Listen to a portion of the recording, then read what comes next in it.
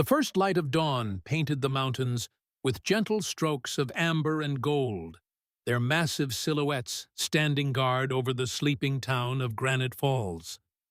The surface of Lake Morrison rippled in the morning breeze, distorting the perfect reflection of Colorado's rugged landscape.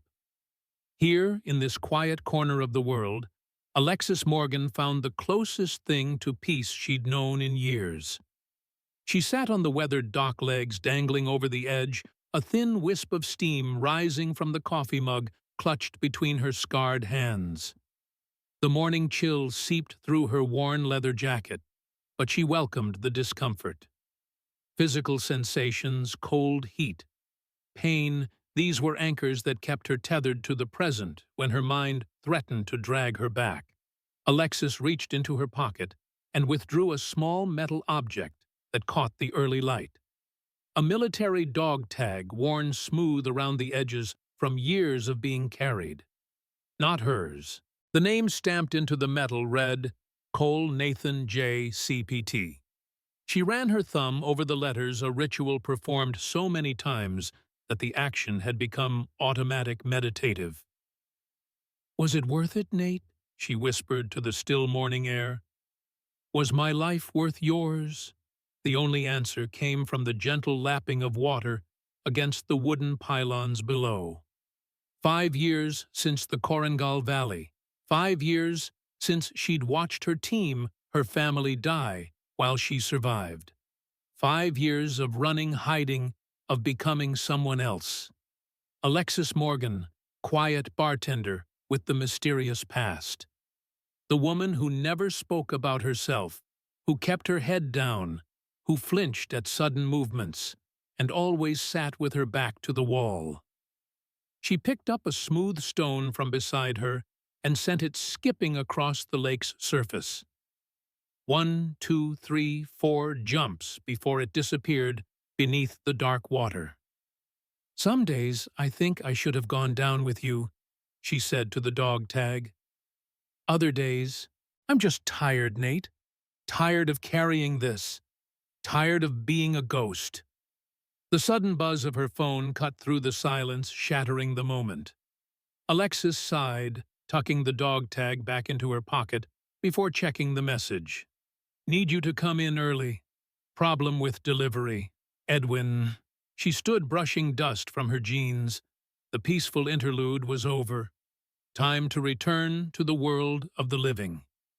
As she walked back toward her truck, Alexis glanced over her shoulder at the mountains, their peaks now fully illuminated by the rising sun.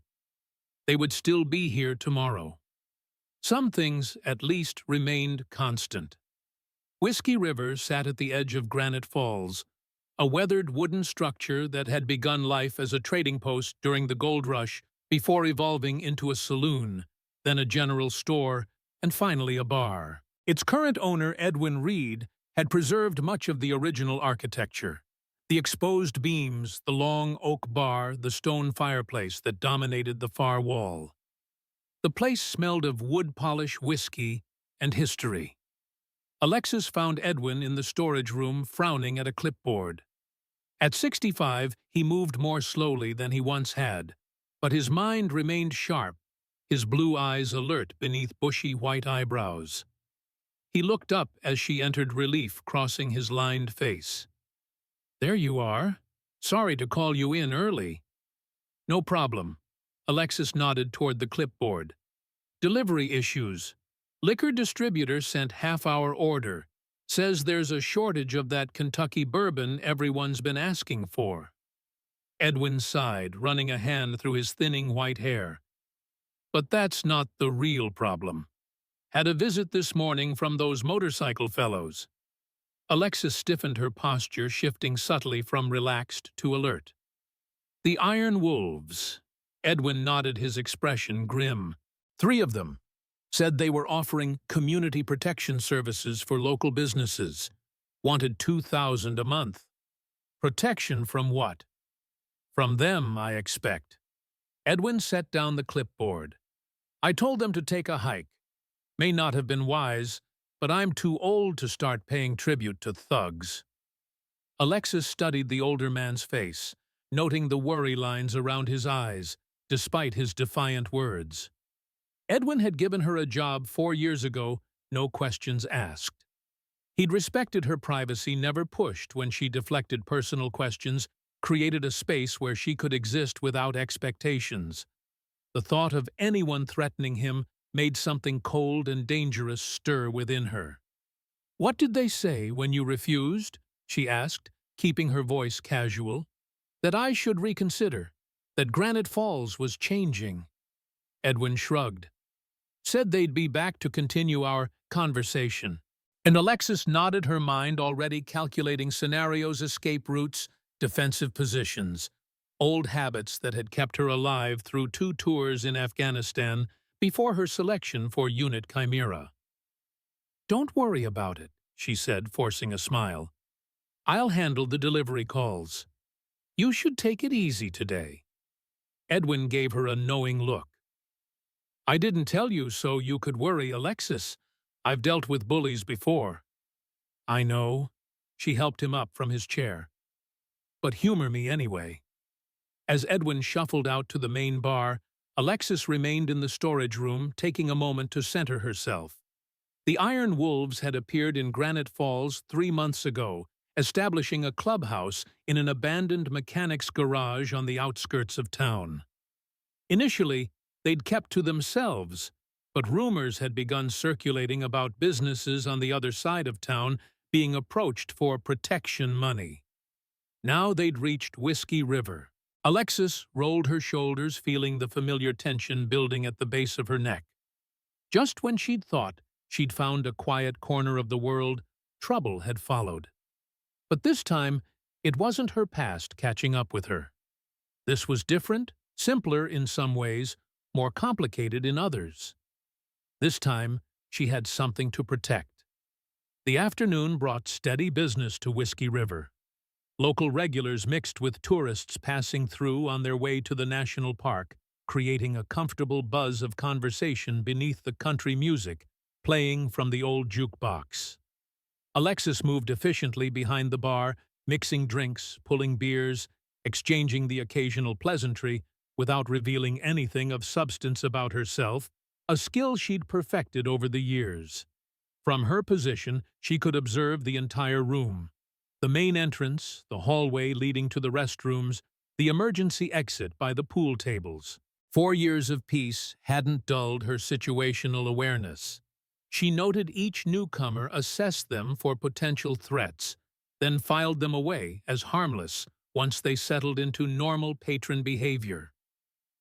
Until the door swung open at 6:17 p.m. and 3 men in leather cuts emblazoned with the Iron Wolves insignia stepped inside. The ambient noise in the bar dropped immediately, conversations faltering as heads turned toward the newcomers.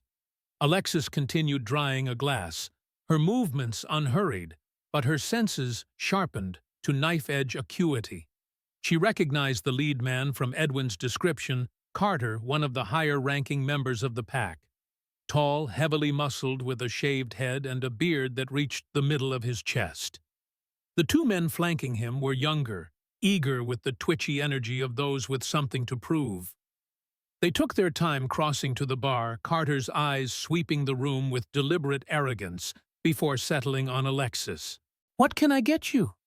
she asked, her voice neutral, revealing nothing of the calculations running through her mind, distance to the baseball bat beneath the counter-angles of attack potential civilian casualties if things escalated. 3 beers, Carter said, slapping a 20 on the bar, and a conversation with the old man. Alexis set 3 glasses beneath the tap. "Edwin's not here." A lie, but one that might buy time. Edwin was in his office doing paperwork. "That right?" Carter leaned forward, his massive forearms resting on the polished oak. "Funny, 'cause his truck's still in the parking lot."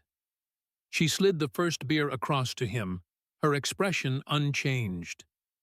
"He's not available." Carter's hand shot out, closing around her wrist before she could pull away. His grip was tight, threatening. The movement was designed to establish dominance, to provoke fear. Instead, It activated something in Alexis that she'd kept carefully dormant for years. In an instant, her mind mapped multiple responses: the pressure point at the base of his thumb that would release his grip, the exposed trachea that could be crushed with a precise strike, the edge of the bar that could shatter his elbow if she applied the right leverage.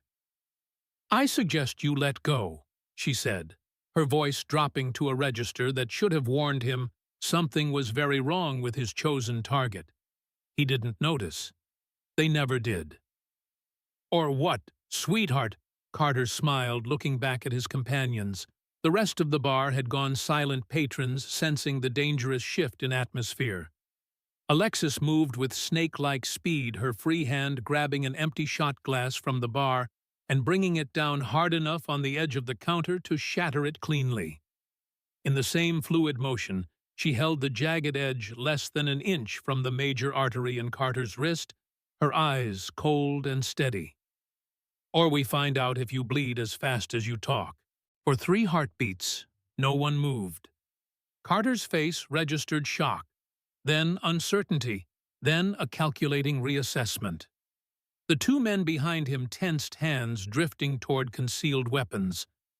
From her peripheral vision, Alexis noted movement. A man sitting alone in the corner booth had shifted position, his hand disappearing beneath his jacket. Another threat. Numb. His posture was different, professional. Military, perhaps. Carter slowly released her wrist and stepped back, raising his hands in mock surrender. "Just having some fun." His smile didn't reach his eyes. "No need to get all worked up." Alexis set the broken glass aside carefully.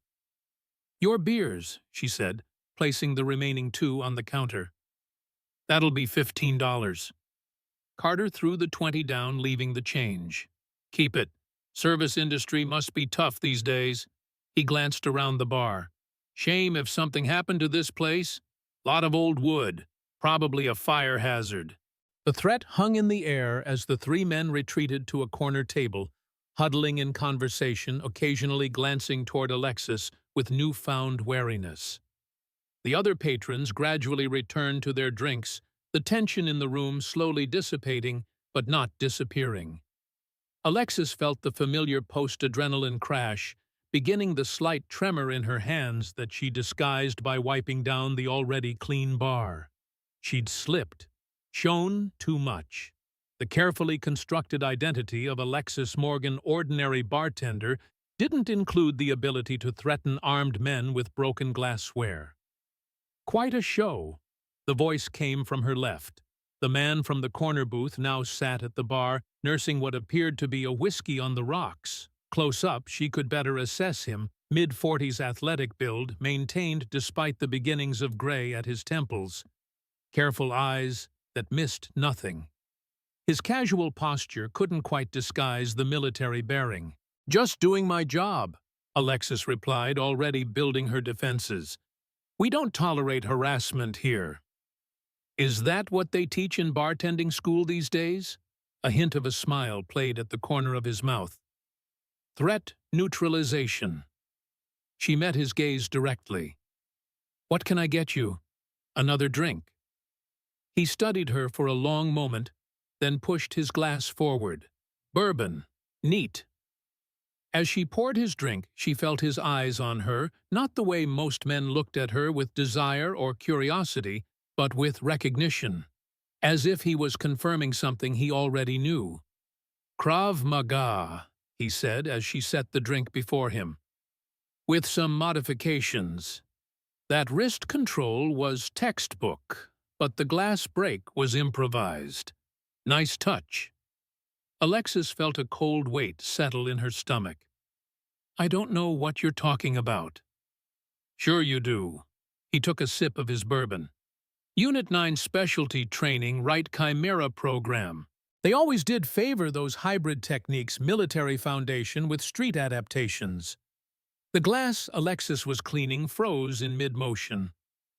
Her eyes darted to the exits, calculating escape routes. Her go-bag was in her truck. She could be on the road in 3 minutes, across the state line, in 2 hours. The man held up a placating hand. I'm not here to expose you, or to cause trouble. Who are you? Her voice had dropped to that dangerous register again. Dylan Westbrook. He set his glass down carefully. Nathan Cole was my brother. The glass slipped from Alexis's fingers, shattering on the floor behind the bar.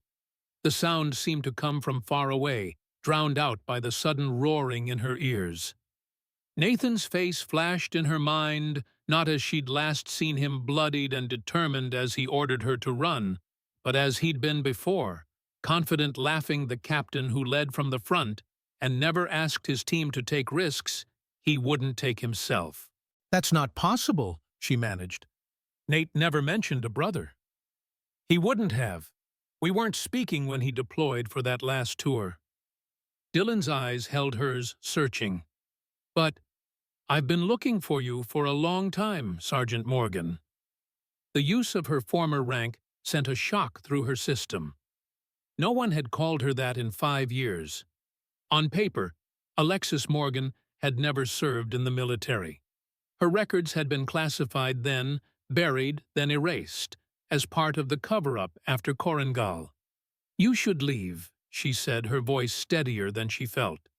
I will, but we need to talk. Dylan slid a business card across the bar. I know what happened to Nathan's team, and I know you're the only survivor. Before she could respond, the sound of breaking glass came from the corner where the Iron Wolves sat. Carter had smashed a beer bottle against the table, his face flushed with anger as he rose to his feet. His companions followed suit, their postures aggressive. This isn't over, Carter called across the bar, pointing at Alexis. Not by a long shot. They stormed out the door, banging shut behind them. In their wake, the remaining patrons began gathering their belongings, sensing that Whiskey River was no longer a safe place to enjoy a quiet drink. Dylan hadn't moved. Those men will be back, with reinforcements. I can handle them. Alexis began gathering the discarded glasses from the now empty tables. Maybe, but there's more going on here than a simple protection racket. Dylan stood, leaving a generous tip beside his unfinished bourbon. When you're ready to talk, call me. I'll be around. After he left, Alexis retrieved his card from where she'd slipped it, beneath the bar mat. It was simple, understated Dylan Westbrook, security consultant, followed by a phone number. She stared at it for a long moment before tucking it into her pocket alongside Nathan's dog tag. Nathan's brother, here in Granite Falls. It couldn't be coincidence. Her past, it seemed, had finally caught up with her. The night air was crisp, as Alexis locked up Whiskey River just after midnight. Edwin had left early, complaining of his arthritis acting up in the cool autumn weather. She'd assured him she could handle closing alone, even as her senses remained on high alert for the return of the Iron Wolves. She pulled her jacket tighter around her shoulders and started down the poorly lit street toward her small apartment 3 blocks away. The town was quiet. Most businesses closed, the main street deserted, save for a few parked cars. Perfect conditions for an ambush. Alexis felt them before she heard them, a prickling awareness at the back of her neck, the subtle shift in the ambient sounds of the night. The soft purr of motorcycles idling around the corner ahead. The muffled sound of men's voices trying to be quiet, but betraying their positions to her trained ear. She didn't alter her pace, but her mind was already mapping escape routes, cataloging potential weapons, assessing threats. The alley to her right offered a path to the back of the bakery, where she knew the owner sometimes left a ladder out. The fire escape on the building to her left could provide high ground advantage. The construction site 2 blocks over would offer multiple hiding spots, but running would only trigger their predatory instincts. Confrontation was inevitable. "Hey, bar bitch," Carter's voice echoed from the shadows ahead. Alexis stopped, weighing her options. He emerged from between 2 parked cars, followed by the same 2 men from earlier, and 2 more she hadn't seen before. They spread out as they approached, attempting to flank her. That wasn't very hospitable service earlier, Carter said, pulling on leather gloves with deliberate menace. Thought we'd have a word about customer relations. It's been a long night, Alexis replied evenly. Why don't we all go home and forget about it? The men laughed, continuing their approach. Oh, we're not going anywhere until you learn some respect, said one of the newcomers, a lanky man with a scraggly goatee. Girls like you need to be taught lessons. In the dim streetlight, Alexis could see the outline of a knife in Carter's hand, the dull gleam of brass knuckles on another man's fist. 5 against 1 armed opponents, open terrain with limited cover. The tactician in her calculated the odds as poor. But she had survived worse. Last chance to walk away, she warned, her voice dropping to that register that should have alerted them that something was very wrong with their chosen target. They didn't notice. They never did. The first man lunged forward, reaching for her arm. Alexis pivoted, using his momentum against him, and drove her elbow into his solar plexus with controlled force. As he doubled over, gasping for breath, she seized his wrist and twisted, using the leverage to slam him face first into the hood of a parked car. The second attacker hesitated just long enough for Alexis to spin and deliver a precise kick to his knee. The joint buckled with a sickening pop, and he went down screaming. Carter, momentarily stunned by the sudden violence, recovered and slashed with his knife. Alexis evaded the first 2 swipes with minimal movement, conserving energy, reading his pattern. On the third swipe, she stepped inside his guard, trapped his wrist against her body, and struck his elbow with the heel of her palm. Not hard enough to break it, but enough to send waves of pain up his arm. The knife clattered to the ground. She followed with 2 rapid strikes to his throat and solar plexus, carefully calculated to incapacitate without causing permanent damage. He collapsed, choking and gasping. The fourth man managed to land a glancing blow to her ribs before she took him down with a sweep to the legs and a precise strike to the base of his skull. The fifth fled, engine of his motorcycle roaring to life as he sped away. The entire confrontation had lasted less than 30 seconds. Alexis surveyed the 4 men groaning on the pavement, made sure none were critically injured, then calmly retrieved Carter's knife and tossed it down a storm drain. "Tell your friends what happened," she said quietly to Carter, who was struggling to rise to his hands and knees. "Tell them this was me being restrained." Without waiting for a response, she turned and continued her walk home, hands steady, but heart pounding with a familiar post-combat rush she had hoped to never feel again. This was just the beginning. She knew the Iron Wolves wouldn't let such a humiliation pass unanswered.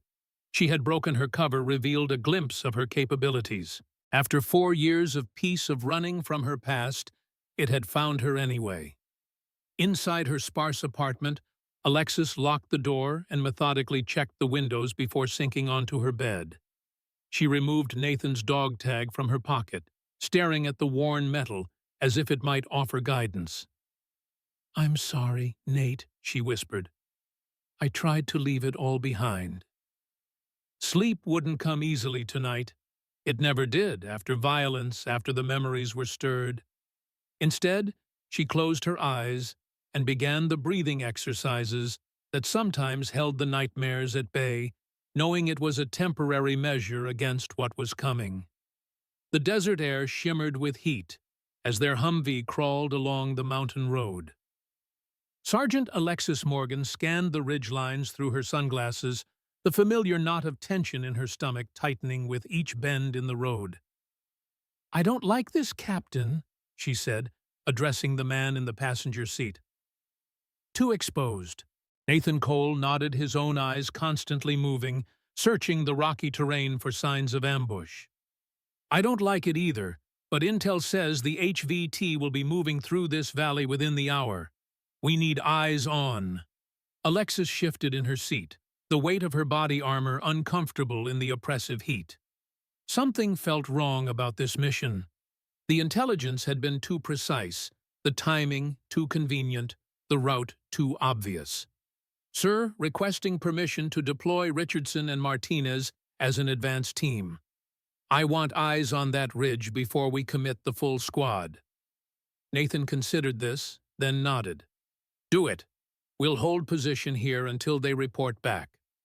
She was reaching for the radio when she saw it, a flash of sunlight reflecting off metal where there should have been only rock and scrub. Contact left ridge. The explosion cut off her words, lifting the front of the vehicle as though it had struck an invisible wall. Time slowed as the Humvee tipped, then rolled. The world became a chaotic blur of metal and dust and screams. Alexis came to upside down, suspended by her seatbelt, ears ringing and mouth filled with the copper taste of blood. Through the shattered window, she could see two of her teammates lying motionless on the road. Automatic fire rattled against the Humvee's frame. "Captain Torres Jackson!" she called out, struggling with her belt release. Only groans answered her. She fell awkwardly when the belt gave way, pain lancing through her right shoulder as she landed. Captain Nathan Cole was half-conscious in the front, blood streaming from a gash on his forehead. "Ambush," he mumbled. Get the radio. Back up!" Alexis crawled forward, ignoring the broken glass cutting into her palms. The radio was damaged but functional. She called for backup, giving their coordinates before a fresh barrage of gunfire forced her to duck. "We need to move, sir," she told Nathan, helping him out of his restraints. "Torres and Jackson are down outside. Martinez is still in back. Looks bad." The sound of approaching vehicles reached them through the gunfire. "Thank God," Nathan gasped. "Backup's already here." But Alexis's relief turned to horror as she peered through the cracked windshield. "Those aren't ours," she hissed. "Taliban technicals, at least 3. Nathan's face hardened. "Get Martinez and fall back to those rocks," he ordered, checking his sidearm. "Sir, with respect." "That's an order, Sergeant. We're not all getting out of this kill box. Make it count." Alexis hesitated, torn between duty and loyalty, before scrambling to the back, where Private Martinez lay bleeding from shrapnel wounds to his leg and side. "Come on, Miguel," she grunted, hauling him up. "We're moving." She half-dragged, half-carried Martinez out the rear door as Nathan laid down covering fire from the front. The rocky outcropping he'd indicated was 30 meters away, 30 meters of exposed ground under enemy fire. "Go!" Nathan shouted. "I'm right behind you." Alexis knew he was lying. The look they exchanged said everything words couldn't gratitude. Respect, farewell. Then she was running zigzagging across the open ground with Martinez's arms slung across her shoulders. Each step an eternity, under the whistling bullets. They reached the rocks as a massive explosion rocked the Humvee. Nathan had detonated a grenade, taking out the nearest attackers, but sacrificing himself in the process. Alexis pressed Martinez into a crevice, applied a tourniquet to his mangled leg, and readied her rifle. For the next 40 minutes, she held off the remaining attackers, changing positions, conserving ammunition, keeping them at bay until the distant thrum of helicopter rotors signaled salvation. By then, Martinez had lost consciousness from blood loss, and Alexis had taken a bullet through her thigh. As the medevac chopper descended in a swirl of dust and wind, Alexis looked back at the burning Humvee, where 3 of her team had died, Nathan Torres Jackson. Their faces burned into her memory alongside the certainty that she should have done more, should have seen the ambush coming, should have saved them. The smoke from the wreckage seemed to form accusing fingers against the sky, pointing at the sole surviving officer, pointing at her failure. Alexis jolted awake, sheets soaked with sweat, the echo of helicopter rotors still ringing in her ears. Her hand instinctively reached for a weapon, that wasn't there before reality reasserted itself. She was in Granite Falls in her apartment. Safe. Except she wasn't safe anymore. Last night's confrontation with the Iron Wolves would have consequences. She showered quickly, the hot water failing to wash away the residual unease from the nightmare. In the bathroom mirror, Alexis assessed herself dispassionately, the faint bruising on her forearm, where one of the bikers had grabbed her the small cut on her knuckle. Nothing serious, nothing compared to the scars hidden beneath her clothes, the roadmap of her military career etched into her skin. Her phone buzzed with a text from Edwin. Coming in early today, need to talk. Alexis dressed in her usual jeans and simple button-down shirt, tucking a small folding knife into her boot and adding a canister of pepper spray to her pocket. Small precautions that hadn't been necessary yesterday, but felt essential today. Whiskey River was still closed when she arrived, but Edwin's beat-up pickup was parked outside. She found him sitting at the bar, coffee mug in hand, worry etched into the lines of his face. "Had some visitors this morning," he said without preamble. "Two guys from the Iron Wolves looking for you." Alexis's expression remained neutral as she poured herself coffee. "What did they want?" "Wanted to know where you live, who you are. Said one of their boys got jumped last night by a woman matching your description." Edwin studied her face. "I told them they had the wrong person, that you're just a bartender." "Thank you." "They didn't believe me." Edwin's gnarled hands tightened around his mug.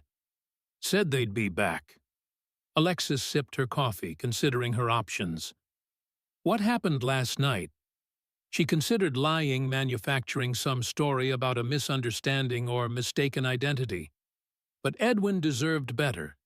He'd given her a job and a place in this town when she had nothing, asked few questions, and trusted her completely.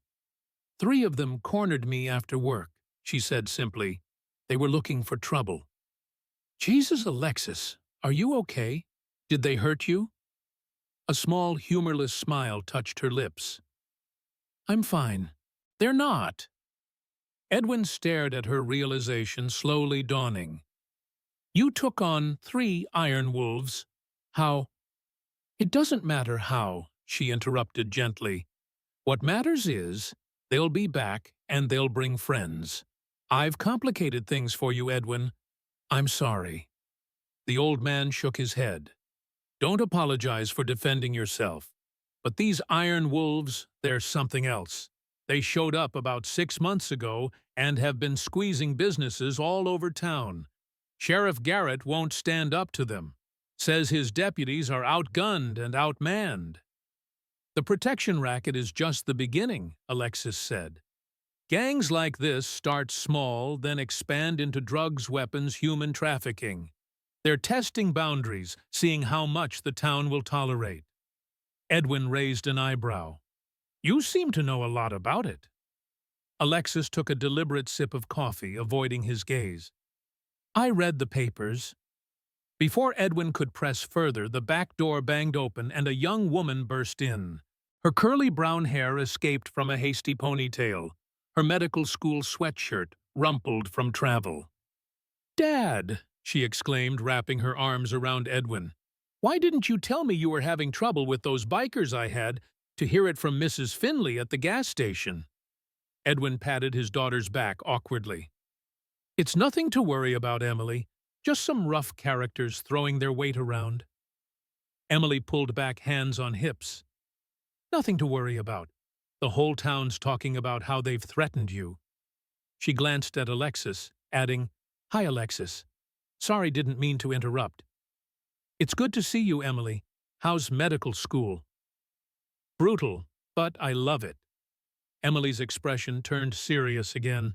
"Dad, why don't you report these guys?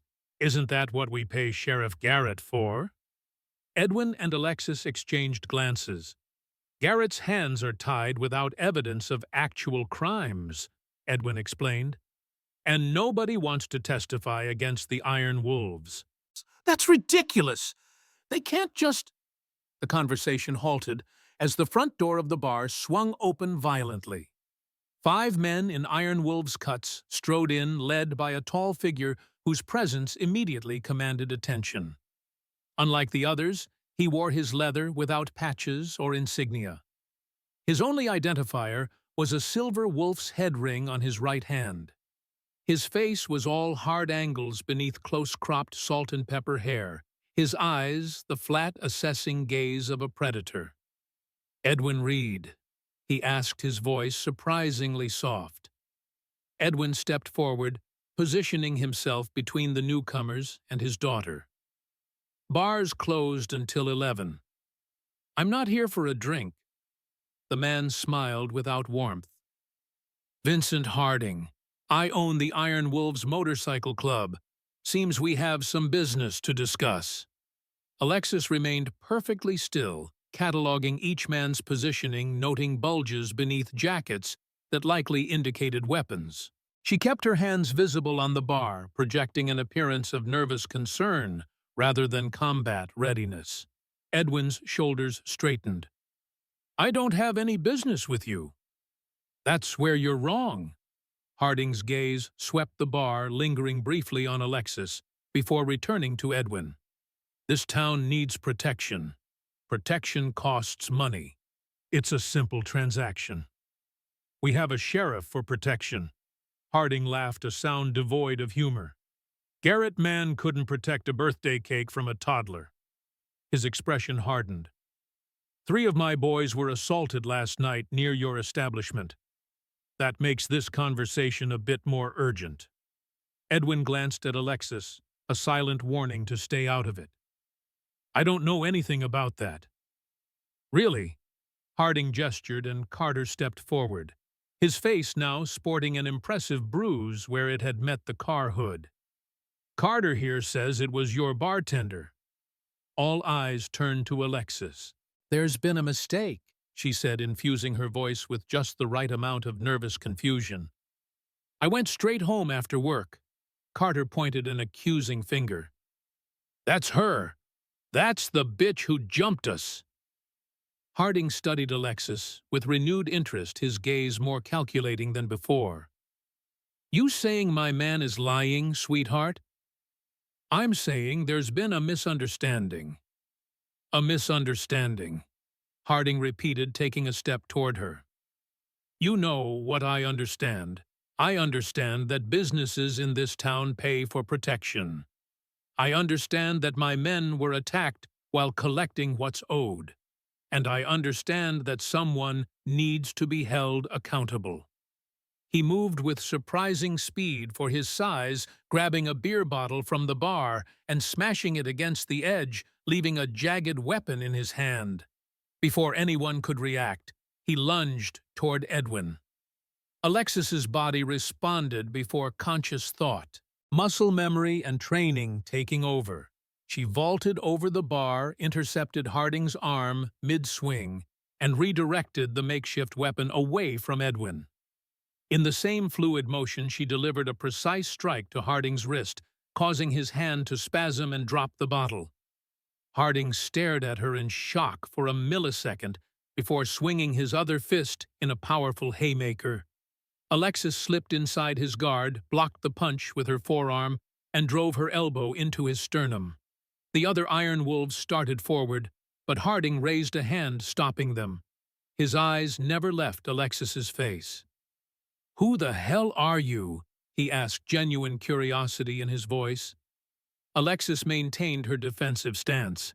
"Just a bartender who doesn't like seeing friends threatened." Harding shook his head slowly. "No, you're not. That move that wasn't bar fight. That was professional." A slow smile spread across his face. "Military police." When Alexis didn't answer, Harding nodded, as if confirming something to himself. "Interesting.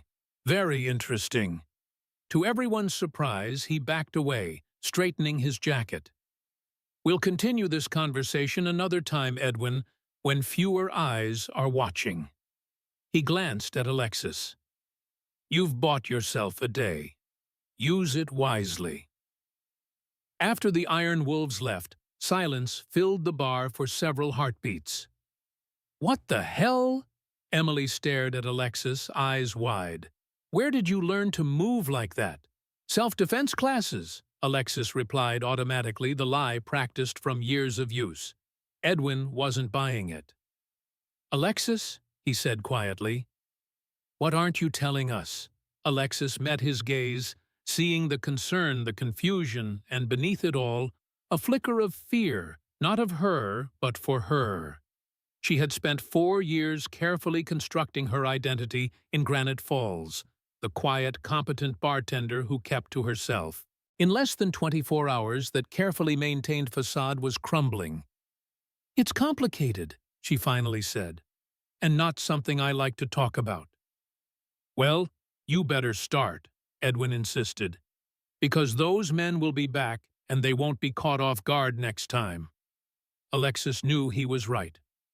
The moment she had intervened, she had escalated the situation beyond simple intimidation.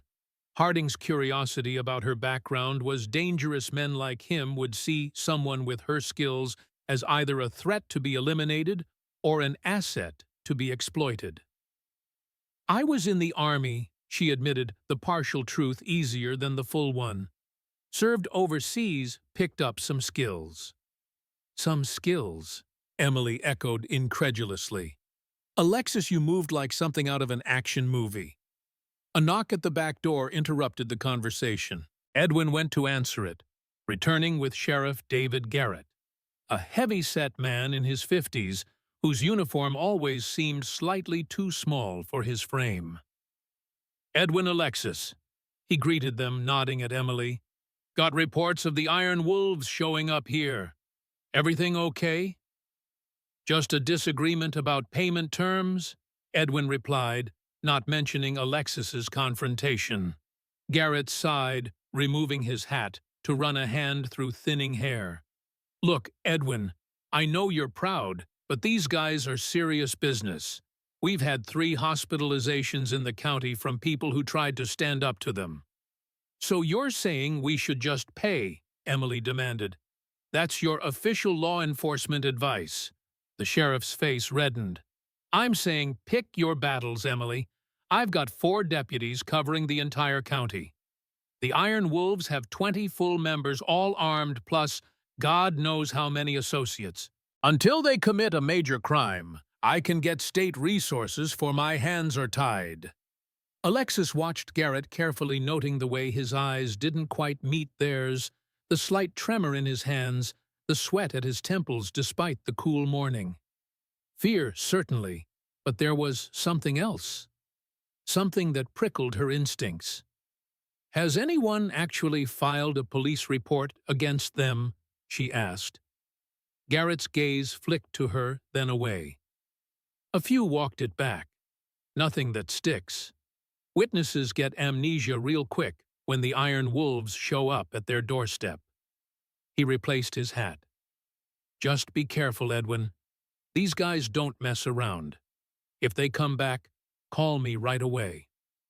After he left, Edwin locked the door behind him and turned to Alexis, his expression troubled. "He's scared," he said. "Never seen David like that before." "It's more than fear," Alexis replied. "But that doesn't matter right now. What matters is that Harding will be back, and next time he'll bring enough men to make sure he gets what he wants." "So what do we do?" Emily asked. "You and your father need to leave town for a few days," Alexis said. "Stay with friends, family somewhere the Iron Wolves won't think to look." "And what about you?" Edwin asked. Alexis turned to them, her expression resolute. "I need to find out more about them, their operation, their base, their weaknesses." "And how exactly are you going to do that?" Edwin's voice was skeptical. Alexis met his gaze unflinchingly. "I'm going to use some old skills I hoped I'd never need again." That night, Alexis rode a borrowed motorcycle along the outskirts of Granite Falls, dressed in dark clothing, a baseball cap pulled low over her face. Intelligence gathering was the first step in any operation, and despite 4 years of civilian life, The tactical mindset returned to her with disturbing ease. Through careful questioning of bar patrons and a few discreet calls to contacts from her former life, she had identified a likely location for the Iron Wolves' local operations, an abandoned sawmill 5 miles outside town. Now she needed visual confirmation and an assessment of their strength. The sawmill appeared dark as she approached, but Alexis noted the vehicles parked behind it, at least 15 motorcycles and 5 pickup trucks, suggesting a significant presence.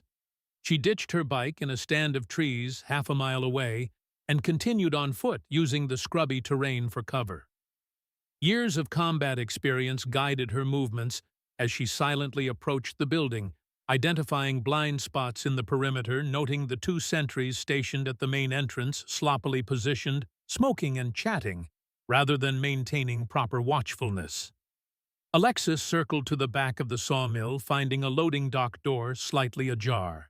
From her position, she could hear voices from inside, one of which she recognized as Harding's. "Don't care how you do it. Reed will sell one way or another." Harding's voice was clear and cool. "The old man's stubborn," another voice replied, "and after today, he knows we're coming." "Then hurt him bad enough to send a message, not bad enough to kill him." A pause. "And find out about that bartender. Something's off about her. Already working on it. Got a contact at the VA looking into service records matching her description." Alexis's blood ran cold.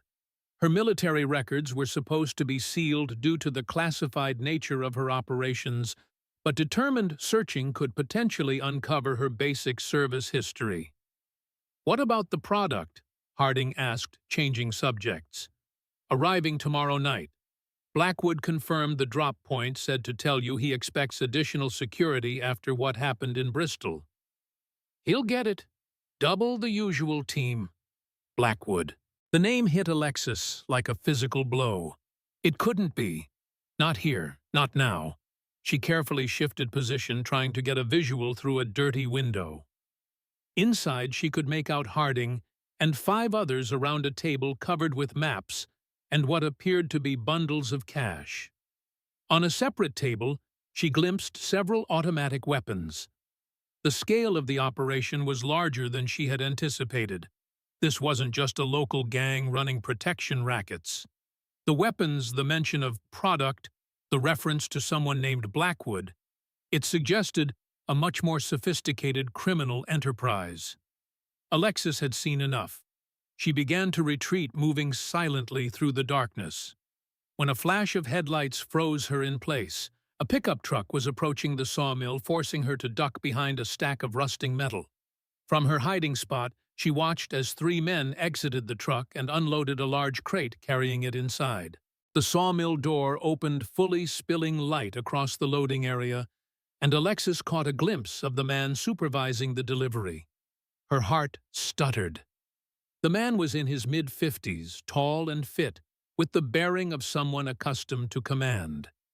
Though his hair was now silver at the temples and he wore expensive civilian clothes, she would recognize Colonel Raymond Blackwood anywhere, the former military officer who had coordinated the extraction of her team in Afghanistan. The man who had arrived too late to save Nathan and the others. The man whose decisions had always seemed just slightly off, just slightly delayed. Blackwood had left the military shortly after the ambush that killed her team, citing psychological trauma. Alexis had always harbored suspicions about his role in the disaster, but grief and guilt had overwhelmed any desire to investigate further. Now, seeing him here coordinating with a criminal organization, targeting her new home, old doubts crystallized into new suspicions.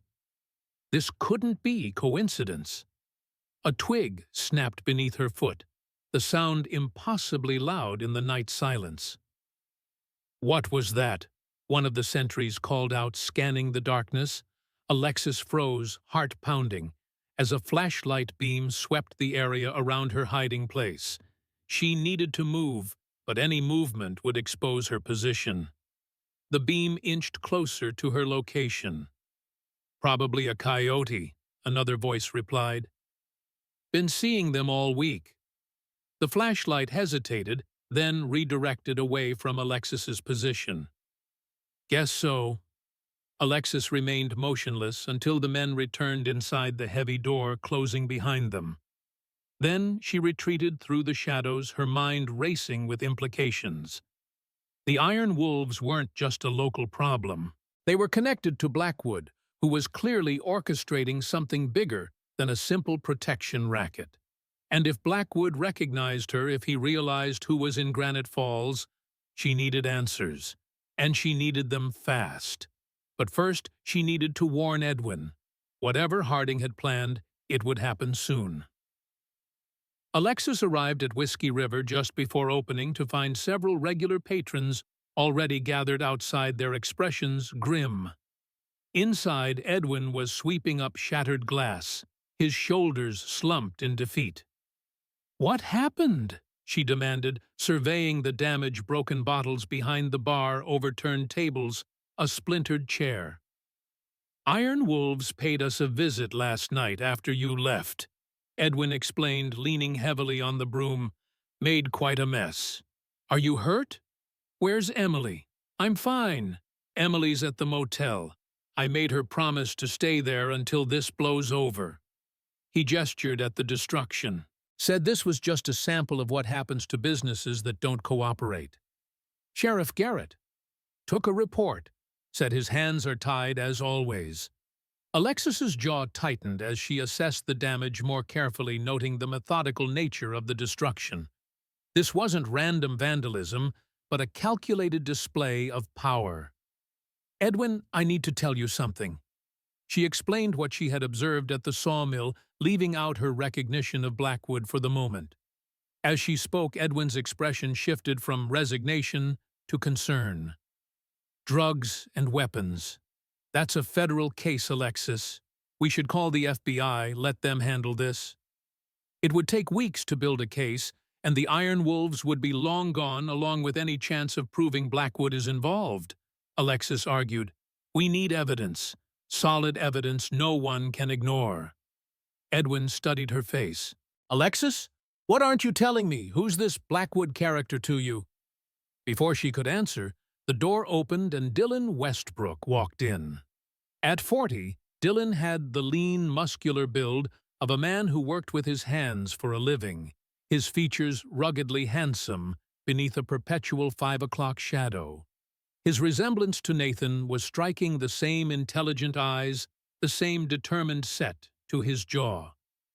"Heard about the trouble," he said, setting a small duffel bag down. "Came to help with repairs."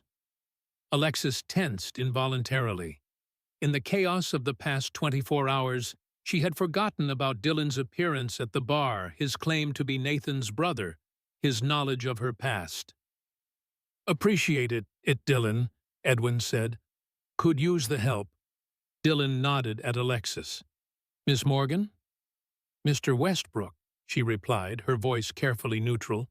An awkward silence fell, broken when the door banged open again and 2 Iron Wolves strode in, followed by Carter, whose face still bore the evidence of their alley encounter. "Bar's closed," Edwin announced, straightening to his full height, despite his advanced years. Carter smirked. "Not for us, old man." He surveyed the destruction with satisfaction. "Looks like you need some renovations." Dylan stepped forward, intimidating in his quiet intensity. "You heard him. Bar's closed. Back off, pretty boy. This isn't your business." "I'm making it my business," Dylan replied evenly. Carter's hand drifted toward his waistband, the bulge of a concealed weapon apparent beneath his cut. "That right?"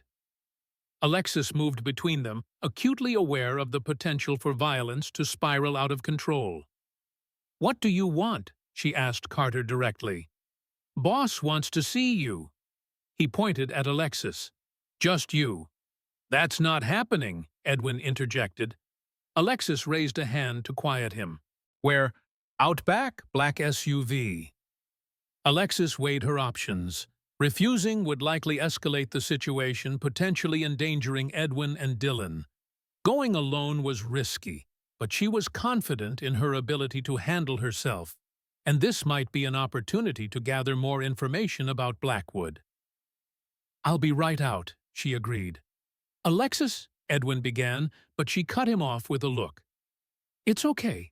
I've got this." She followed the Iron Wolves outside to where a black Escalade idled in the alley behind Whiskey River. One of the men opened the rear door, revealing Vincent Harding seated inside, looking incongruously sophisticated in a tailored suit rather than his leather cut. "Ms. Morgan," he greeted her. "Please join me." Alexis slid into the seat across from him, leaving the door open, a small precaution to prevent an immediate abduction. "Impressive display yesterday," Harding said without preamble. "Most people don't walk away from confrontations with my men. Most people aren't me. Clearly." He smiled, the expression not reaching his eyes. "I've been making inquiries about you. Alexis Morgan. Or should I call you Sergeant Morgan?" Alexis kept her expression neutral, though her mind was racing. They had found her service record. "Former Sergeant, U.S. Army," Harding continued. "Honorable discharge following an incident in Afghanistan. Highly decorated combat experienced." He leaned forward. "But the interesting part is how much of your record is redacted. Why is that, I wonder?" "What do you want, Harding?" He gestured expansively. "Direct. I like that." His expression turned serious. "What I want is simple. This town has resources we need. Businesses that can provide services, transportation routes, locations for certain operations. We're here to stay. Sergeant Morgan and Whiskey River fits into our plans. Reed's Bar fits into this how. The location is strategic, and liquor licenses are useful for laundering certain funds." Harding studied her thoughtfully. "But you're an unexpected complication. A woman with your skills could be problematic for my operation, or beneficial." Alexis raised an eyebrow. "Are you offering me a job?" "Call it an opportunity. Your military background, your obvious capabilities, these are qualities I value. Join us, and I'll make sure Thompson and his precious bar remain untouched." "Refuse." He shrugged. "Well, I think the message from last night was clear. You're wasting your time. I'm not interested." Harding's expression hardened. "Everyone has a price, Sergeant. A pressure point." He reached into his jacket and withdrew a photograph, sliding it across the seat to her. Alexis stiffened as she recognized it. Emily Reed, clearly photographed without her knowledge, walking from the motel to her car. "Pretty girl," Harding commented casually. "Pre-med at UCLA, I hear. Shame if something happened to derail such a promising future." Ice-cold fury swept through Alexis, but she maintained her composure through years of discipline. "Threatening a young woman? How very brave of you." "Not a threat. Insurance." Harding took back the photograph. "You have until tomorrow to decide. Work with us and everyone stays safe. Fight us." His smile returned colder than before. "Well, we both know how that ends. Are we done, for now?" Harding nodded toward the door. "Think carefully, Sergeant. There are no heroes in this world, only survivors." Alexis exited the vehicle, watching as it pulled away from the alley. Her mind was already calculating, planning, weighing options that had nothing to do with acceptance and everything to do with elimination of threats.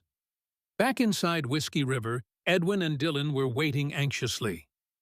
"What did he want?" Edwin demanded. "What they always want," Alexis replied grimly. "Control compliance." She turned to Dylan. "How good are you at getting information out of people who don't want to share it?" Dylan's eyes narrowed slightly. "Depends on the people. Whiteout. Because we need to know more about the Iron Wolves operation, and I think I know how to find out." Alexis glanced at Edwin. "But first we need to move Emily somewhere safe." somewhere the Iron Wolves don't know about. My cabin, Dylan offered immediately. Off the grid 20 miles into the national forest. No one knows about it, except family. Alexis nodded, a plan forming in her mind. Perfect. What are you thinking? Edwin asked, concern evident in his voice. I'm not running anymore, Alexis replied, her expression hardening with resolve. These people threaten my home, my friends.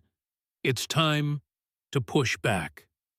Dylan studied her with newfound interest, as if seeing her for the first time. Who are you really? Alexis met his gaze, making a decision that would change everything. Someone who's tired of watching bullies win. Someone who's done letting the past dictate the future. She paused. Someone who knows exactly how to stop people like Harding and Blackwood. The promise of violence hung in the air between them, unspoken, but understood. Alexis Morgan, the quiet bartender with a hidden past, had served her purpose. Now Sergeant Alexis Morgan would complete the mission. The first rays of morning light filtered through the pine trees surrounding Dylan's cabin, casting long shadows across the clearing. Alexis sat on the front porch steps, a steaming mug of coffee, warming her hands against the mountain chill. Inside, Edwin and Emily slept as safe as she could make them for now. She heard the cabin door open behind her, followed by Dylan's measured footsteps. "You didn't sleep," he said, settling beside her on the steps. It wasn't a question. She'd spent the night alternating between patrol circuits of the perimeter and sitting in the old rocking chair by the window, watching the darkness for threats. "Old habits?" she replied, not looking at him. Dylan studied her profile, the resemblance to his brother momentarily stealing his breath. Not in her features. Alexis was all sharp angles and wary eyes, where Nathan had been open smiles and steady confidence, but in the way she held herself. The vigilance, the sense of responsibility. "We need to talk about Nathan," he said finally. Alexis's grip tightened around her mug. "I told you what happened. You told me the official story, the same story I read in the redacted report. My brother and his team walked into an ambush. Only one survivor, unnamed." Dylan's voice remained calm, but beneath it ran a current of tightly controlled emotion. "But I know my brother. Nathan wouldn't have made those mistakes, not unless he was set up." "What are you saying?" "I think Blackwood deliberately sent Nathan's team into that valley knowing what was waiting for them." He watched her face carefully. "And I think you've suspected the same thing for 5 years." Alexis stared out at the trees, their branches swaying gently in the morning breeze. Dylan's words brought her nightmare back with crystal clarity: the explosion, the gunfire, Nathan's final order. But this time, the memory continued past where her dreams usually ended, to the debriefing afterward. To Blackwood's practiced sympathy, the convenient explanations, the questions that were never properly answered. "Why would Blackwood want Nathan's team dead?" she asked, though part of her already knew the answer. "Because Nathan was investigating him." Dylan pulled a small notebook from his pocket. "I found this in Nathan's things after we got his personal effects back. Most of it is in code, but I managed to piece some of it together. He believed Blackwood was involved in arms trafficking, redirecting military equipment that was supposed to be destroyed or returned from Afghanistan." Alexis took the notebook, flipping through pages of Nathan's neat handwriting. Notes, dates, cargo manifests, with certain items circled. It matched what she'd seen at the sawmill: military-grade weapons that should have been under strict control. "Nathan must have gotten too close," Dylan continued, "and Blackwood eliminated the threat." The implication hung in the air between them. If true, it meant Alexis hadn't just failed to protect her team, they had been deliberately sacrificed with no chance of success from the beginning. "I need proof," she said, finally closing the notebook. concrete evidence connecting Blackwood to the ambush to these weapons shipments. That's why I've been looking for you. I've spent 5 years tracking Blackwood, following paper trails, interviewing former colleagues. But I couldn't get close enough to gather solid evidence. Dylan's eyes met hers. Until now. Until I found you, the one person who survived, who might know enough to help me bring him down. Alexis handed the notebook back. If what you're saying is true, Blackwood is dangerous in ways you don't understand. We need to be careful. Strategic. I'm not afraid of him. You should be. Alexis stood brushing dust from her jeans. You didn't see what I saw last night. The Iron Wolves aren't just a local gang. They're well-armed, well-funded, and connected to something bigger. Blackwood isn't running a small-time operation here. He's building an empire. Dylan rose to join her. Then we tear it down. Together. Alexis studied him, the determination in his stance, the barely contained anger beneath his calm exterior. He looked so much like Nathan in that moment that it physically hurt. First, we need more information, she said, turning back toward the cabin. About the Iron Wolves, about their operation, about what Blackwood is planning. And then, she paused, her hand on the door. Then, we do what's necessary. Emily Reed stood in the small kitchen of Dylan's cabin, watching through the window as Alexis and Dylan conferred on the porch. Their body language spoke volumes, the careful distance between them, the tension in their shoulders, the way Alexis seemed to vibrate with contained energy like a coiled spring. As a psychology resident specializing in trauma, Emily recognized the signs, the hypervigilance, the emotional detachment, the practiced control that could shatter at any moment. Classic symptoms of PTSD. For 4 years, she'd observed Alexis from a distance during her visits home from medical school. The bartender had always been kind, but reserved, deflecting personal questions with practiced ease. Emily had respected her boundaries, even as her professional training had identified the hidden wounds. Now watching Alexis move with military precision, seeing the lethal grace with which she had confronted the Iron Wolves, Emily understood that there was far more to her father's employee than anyone in Granite Falls had suspected. The front door opened, and Alexis entered, followed by Dylan. Emily turned from the window, busying herself with the coffee pot. "Dad's still sleeping," she said, pouring 2 fresh cups. "First time I've seen him rest properly in days." Alexis accepted the offered coffee with a nod of thanks. "He should stay here where it's safe.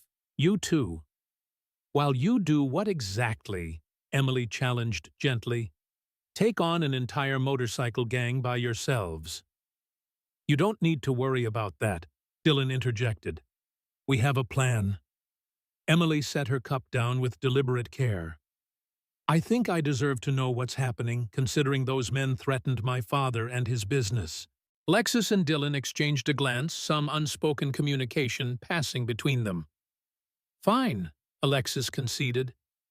"But this stays between us. Your father doesn't need the additional stress." Over the next half hour, they outlined what they knew the Iron Wolves' protection racket was merely a front for a sophisticated operation involving weapons trafficking, likely drugs as well. Blackwood, a former military officer, appeared to be coordinating these activities from behind the scenes. "We need more intelligence," Alexis explained. "Concrete evidence of illegal activities that we can take to federal authorities." "And you're planning to gather this evidence? How?" Emily asked, though she suspected she already knew the answer. "The Iron Wolves are hosting a gathering tonight at the Broken Spoke Roadhouse," Dylan said. "Members from other chapters, potential buyers. It's our chance to identify key players, maybe even get a lead on their next shipment." Emily frowned. "That sounds incredibly dangerous. These men have already shown they're violent." "We'll be careful," Alexis assured her, though her tone lacked conviction. Emily studied them both. Dylan driven by what appeared to be a personal vendetta. Alexis haunted by something she couldn't quite identify yet. Neither seemed to fully grasp the recklessness of their plan. "Let me help," she said suddenly. Alexis shook her head. "Absolutely not. I'm not suggesting I join your reconnaissance mission," Emily clarified. "But I have access to medical records at the hospital where I'm doing my residency. Many of the Iron Wolves have likely been treated there at some point, bar fights, motorcycle accidents. I might be able to gather information that could be useful." Dylan looked interested, but Alexis remained skeptical. "That's confidential information," she pointed out. "You could lose your medical license." Emily met her gaze steadily. "And you could lose your life. I think I can live with bending some privacy rules if it helps keep you and my father safe." Something shifted in Alexis's expression, a brief softening, a flash of respect, quickly hidden behind her usual mask of control. "Look for any connections to military service," she said after a moment, "especially special forces or intelligence backgrounds, and any mentions of a man named Blackwood in their personal information." Emily nodded. "I can do that. Just promise me you'll be careful tonight." "We will," Dylan assured her, though Alexis remained silent, her eyes distant, already planning their next move.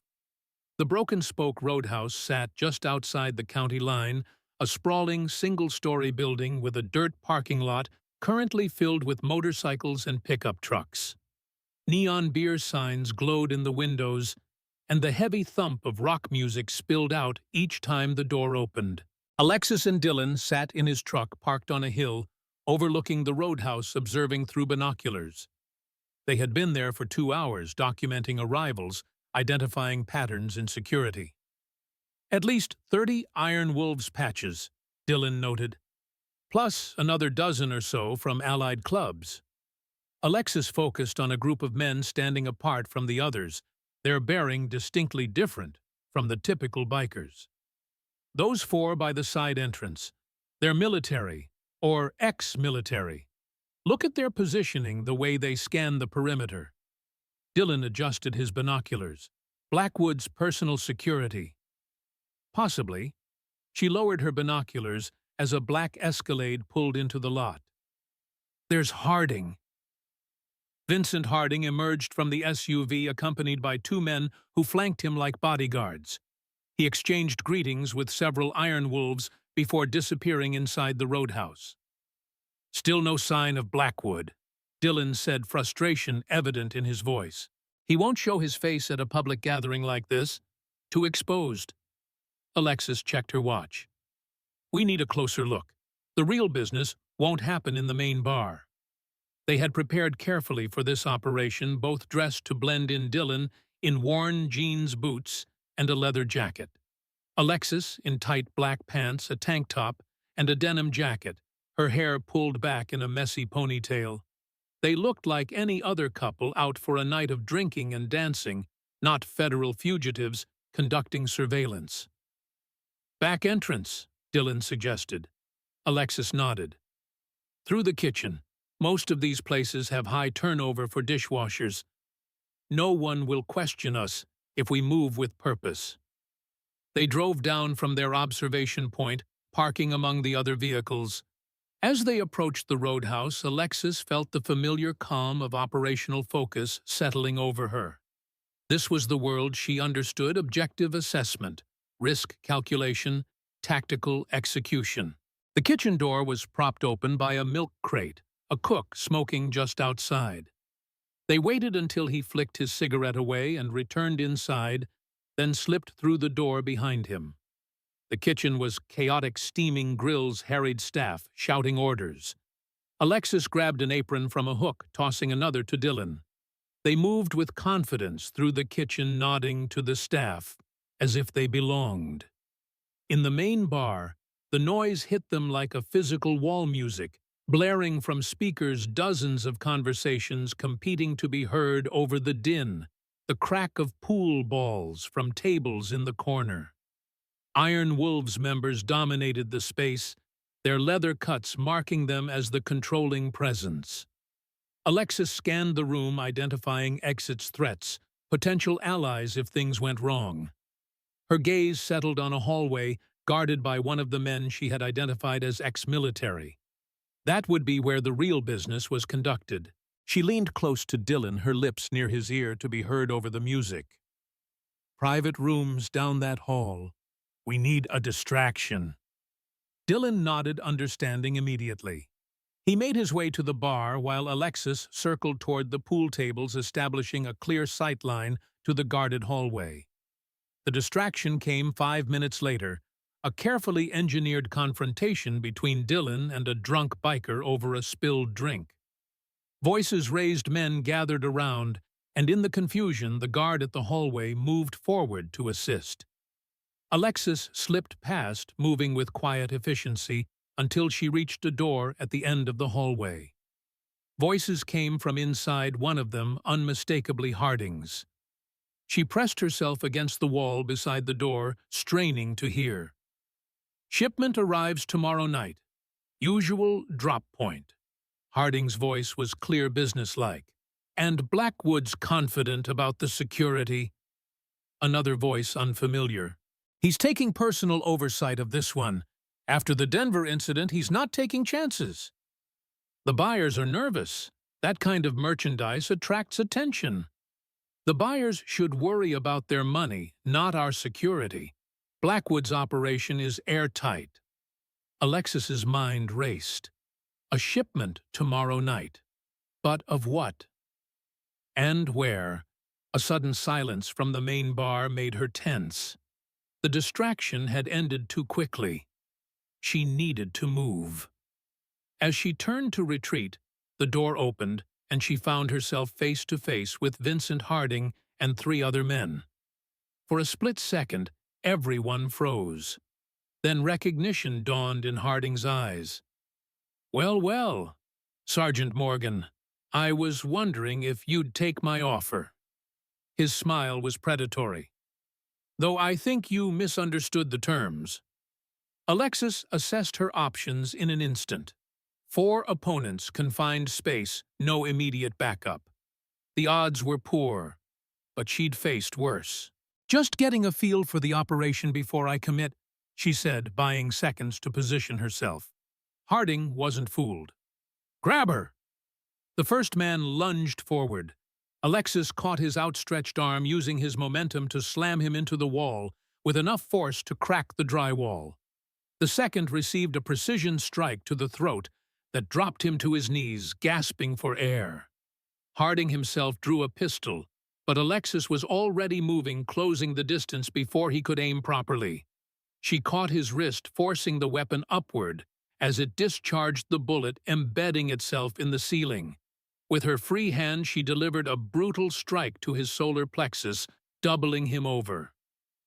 The fourth man, more cautious than his companions, circled behind her. Alexis sensed, rather than saw, his approach, spinning to block his attack, but not before he landed a solid blow to her ribs. Pain flared, but she channeled it, using it to fuel her counterattack. A vicious combination of strikes that ended with him unconscious on the floor. Harding had recovered enough to raise his gun again. This time Alexis didn't try to disarm him. Instead, she swept his legs, sending him crashing to the ground, the pistol skittering across the floor. The gunshot had not gone unnoticed. Shouts came from the main bar, heavy footsteps approaching rapidly. Alexis retrieved the fallen pistol and moved to the window at the end of the hallway. It was small, but she could fit through. As she forced it open, she glanced back at Harding, who was struggling to his feet. "Tell Blackwood I said hello," she said, then slipped through the window into the night. Dylan was waiting in the truck, engine running, when Alexis emerged from the shadows behind the roadhouse. She slid into the passenger seat, wincing as the movement aggravated her injured ribs. "Go!" she ordered, and he accelerated away, headlights off, until they reached the main road.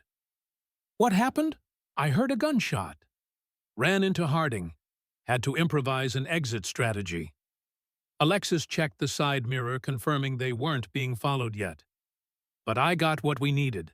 There's a shipment coming in tomorrow night. Weapons. They didn't specify, but given the security concerns, I'd say it's significant. She grimaced, pressing a hand to her side. We need to get back to the cabin, warn Edwin and Emily. After tonight, the Iron Wolves will be looking for all of us. Dylan glanced at her, noting the way she held herself stiffly. You're hurt. I've had worse. The drive back to the cabin was tense, both watching for signs of pursuit. Alexis used the time to process what she'd learned. Blackwood was personally overseeing the upcoming shipment, which meant it was important, perhaps important enough to draw him into the open, where they could gather evidence against him. By the time they reached the cabin, Emily was waiting anxiously on the porch, alerted by the sound of their approach. Her eyes widened as Alexis limped from the truck. What happened? She demanded, rushing to support her. Minor disagreement, Alexis replied, allowing Emily to help her inside. In the cabin's small living room, Edwin sat by the fire, his weathered face lined with worry. Did you find what you were looking for? Partly, Dylan answered, securing the door behind them. There's a shipment coming tomorrow night. We think it's weapons. Emily guided Alexis to the couch. Let me see your ribs. It's nothing. It's not nothing. You can barely stand straight. Emily's tone brooked no argument. I'm a doctor, remember, or nearly one. Let me help.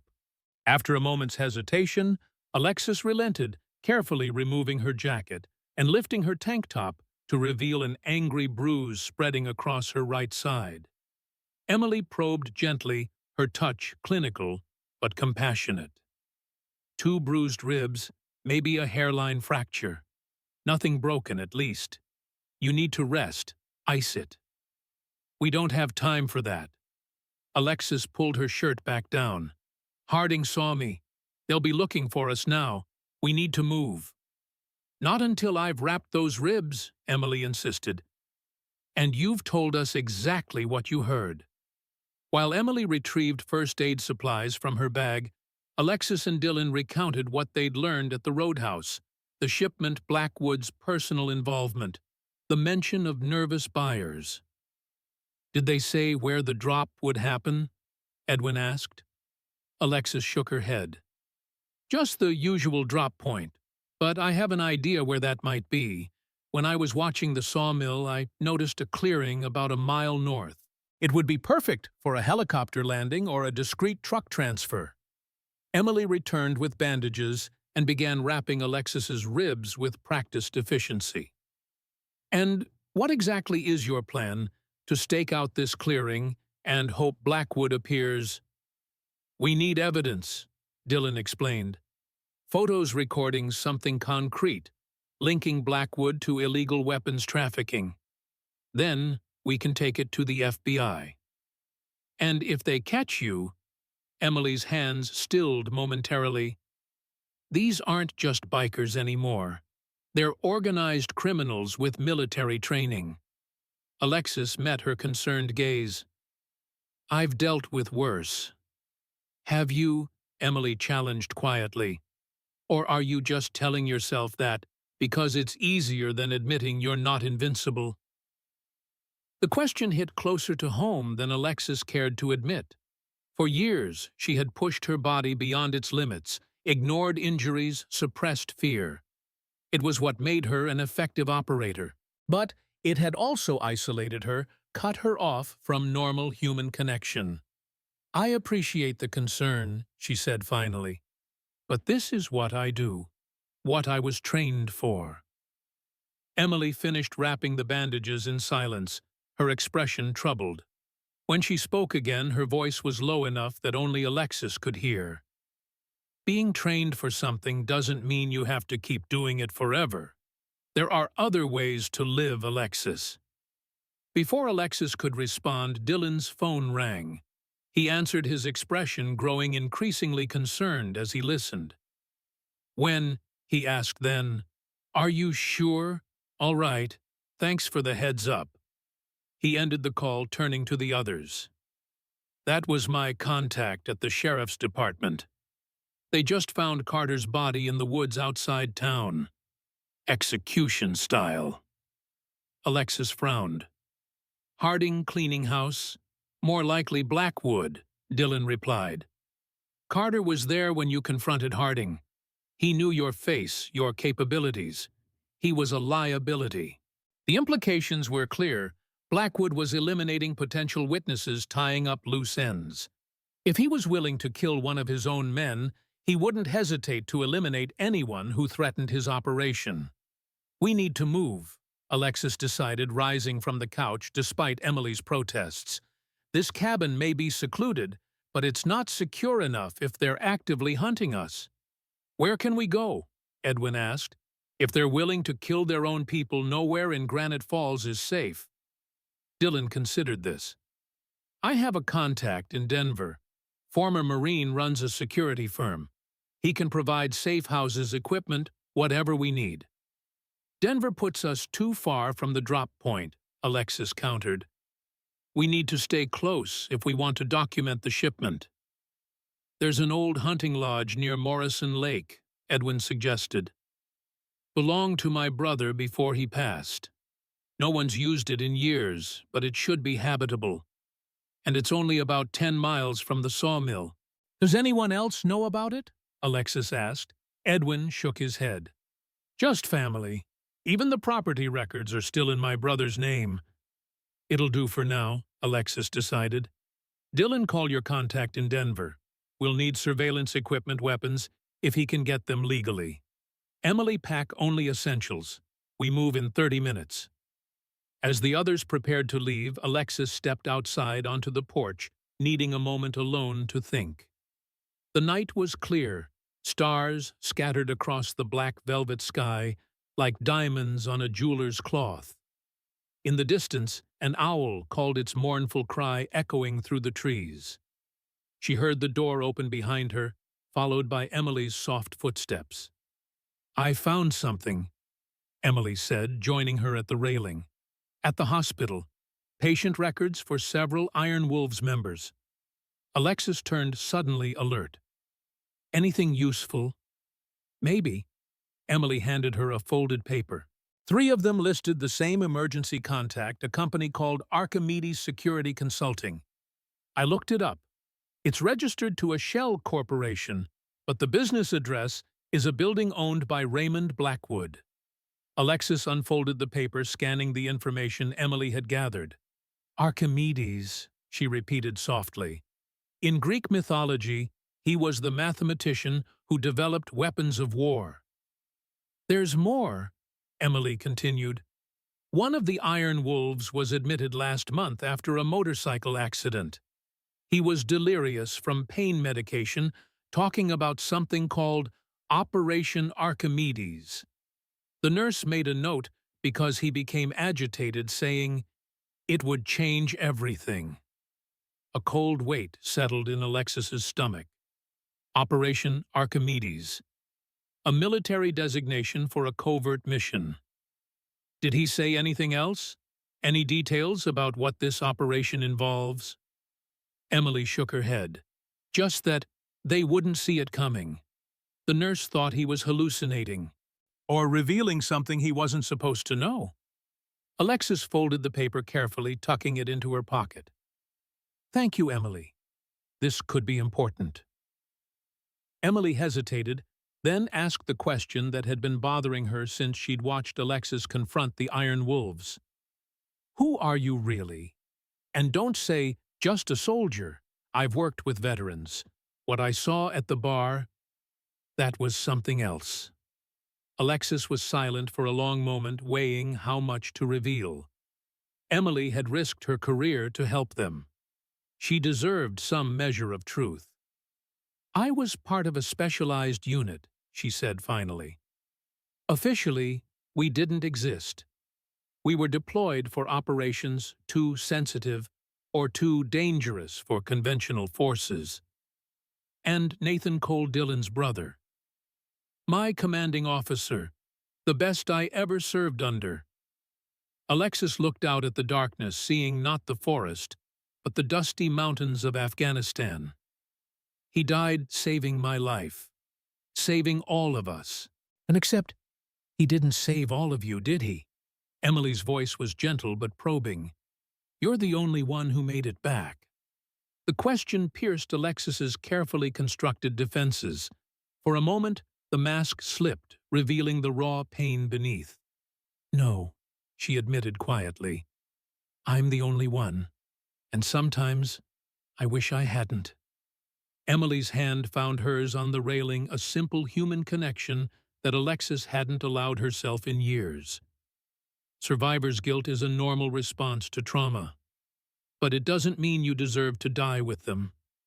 Doesn't it? Alexis withdrew her hand. I was the team's intelligence specialist. I should have seen the ambush coming.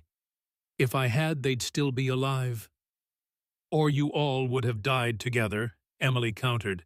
You can't know that. Before Alexis could respond, Dylan appeared at the door. We're ready to move. Emily gave Alexis a last searching look before turning to join the others inside. Alexis remained on the porch for a moment longer, staring at the hand Emily had touched, feeling the lingering warmth of human connection. Then she buried the sensation deep, where it couldn't distract her from the mission ahead. Sentiment was a luxury she couldn't afford. Not until Blackwood was stopped. The hunting lodge was exactly as Edwin had described, rustic, isolated, and dusty from disuse. A single-story structure built of local stone and timber, it sat in a small clearing surrounded by dense forest with a narrow dirt track providing the only access. Inside, the furnishings were sparse but functional. A stone fireplace dominated the main room, flanked by worn leather chairs and a sagging couch. A small kitchen occupied one corner, its appliances outdated but serviceable. 2 bedrooms and a basic bathroom completed the layout. It's not much, Edwin apologized as they brought in their meager belongings. But it's secure.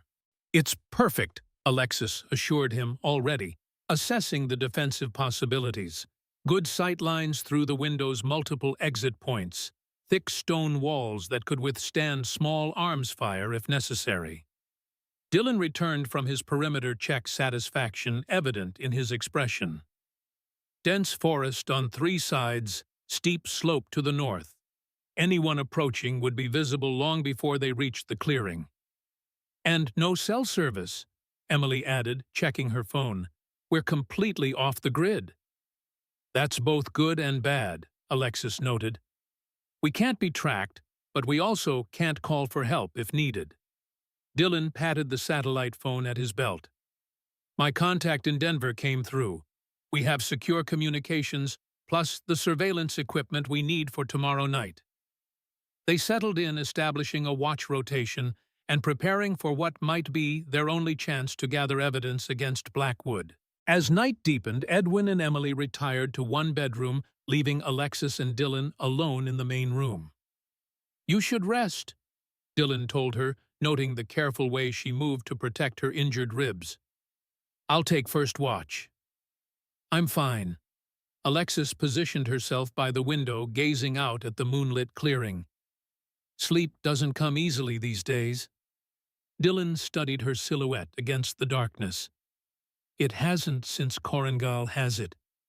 She didn't answer, but her silence was confirmation enough. Nathan had nightmares too, he continued quietly. After his first tour, he never talked about them, but I could hear him sometimes through the walls of our parents' house, shouting names I didn't recognize. Alexis closed her eyes briefly. Martinez, Jackson, Torres, they were from his first squad, lost in an IED attack outside Kandahar. You know a lot about him. He was my CO for 3 years. We went through hell together. She turned from the window, facing Dylan directly. What do you want from me? Confirmation that your brother was a hero. He was. The best of us. I want the truth, Dylan said simply. About what happened that day. about why the only survivor of an elite team has spent 5 years hiding in a small-town bar instead of continuing to serve. The question hung between them, heavy with unspoken accusations. Alexis could deflect as she had for years, when anyone probed too deeply into her past. But Dylan deserved better than that. He was Nathan's brother, and he had committed himself to their dangerous course of action. After the ambush, she began each word carefully chosen. After Nathan sacrificed himself, I held position with Martinez until the extraction team arrived. We were evacuated to Bagram, then to Germany. Martinez died of his wounds en route. I survived. She moved to the fireplace, staring into the dying embers. During debriefing, Blackwood made it clear that the official report would cite communication failures and unavoidable combat circumstances as the reason for delayed extraction. But I knew better. The extraction team had been ready, waiting just beyond the valley. They could have reached us within minutes of the ambush. But Blackwood held them back. Dylan finished the pieces finally fitting together. Why, I don't know. Not for certain. Alexis turned to face him. But I started asking questions. Uncomfortable questions about intelligence failures, about the delay in extraction, about why a high-value target would be in such an exposed position without additional security. And what happened? 2 days later, I was informed that my service record would be sealed due to the classified nature of our operations. I was offered an honorable discharge with full benefits on the condition that I never discuss the incident or my suspicions. Her mouth twisted in a bitter smile. The alternative was implied, but clear. If I persisted, my record could be altered to suggest operational failures on my part that led to the team's deaths. Dylan's expression hardened. They silenced you. They tried. I spent the next year gathering information, following paper trails, trying to connect Blackwood to arms dealers, opium traffickers, anyone who might have benefited from eliminating Nathan's team. But every lead went cold. Sources disappeared. Records were altered. Until you realized you were being watched, Alexis nodded. One night I returned to my apartment to find signs of entry, nothing obvious, just small things out of place. I knew then that they were onto me. That night Alexis Morgan disappeared. I've been moving ever since, staying nowhere longer than a few months, until Granite Falls. Why stop running there? She shrugged the motion, causing her to wince as it pulled at her injured ribs. I was tired.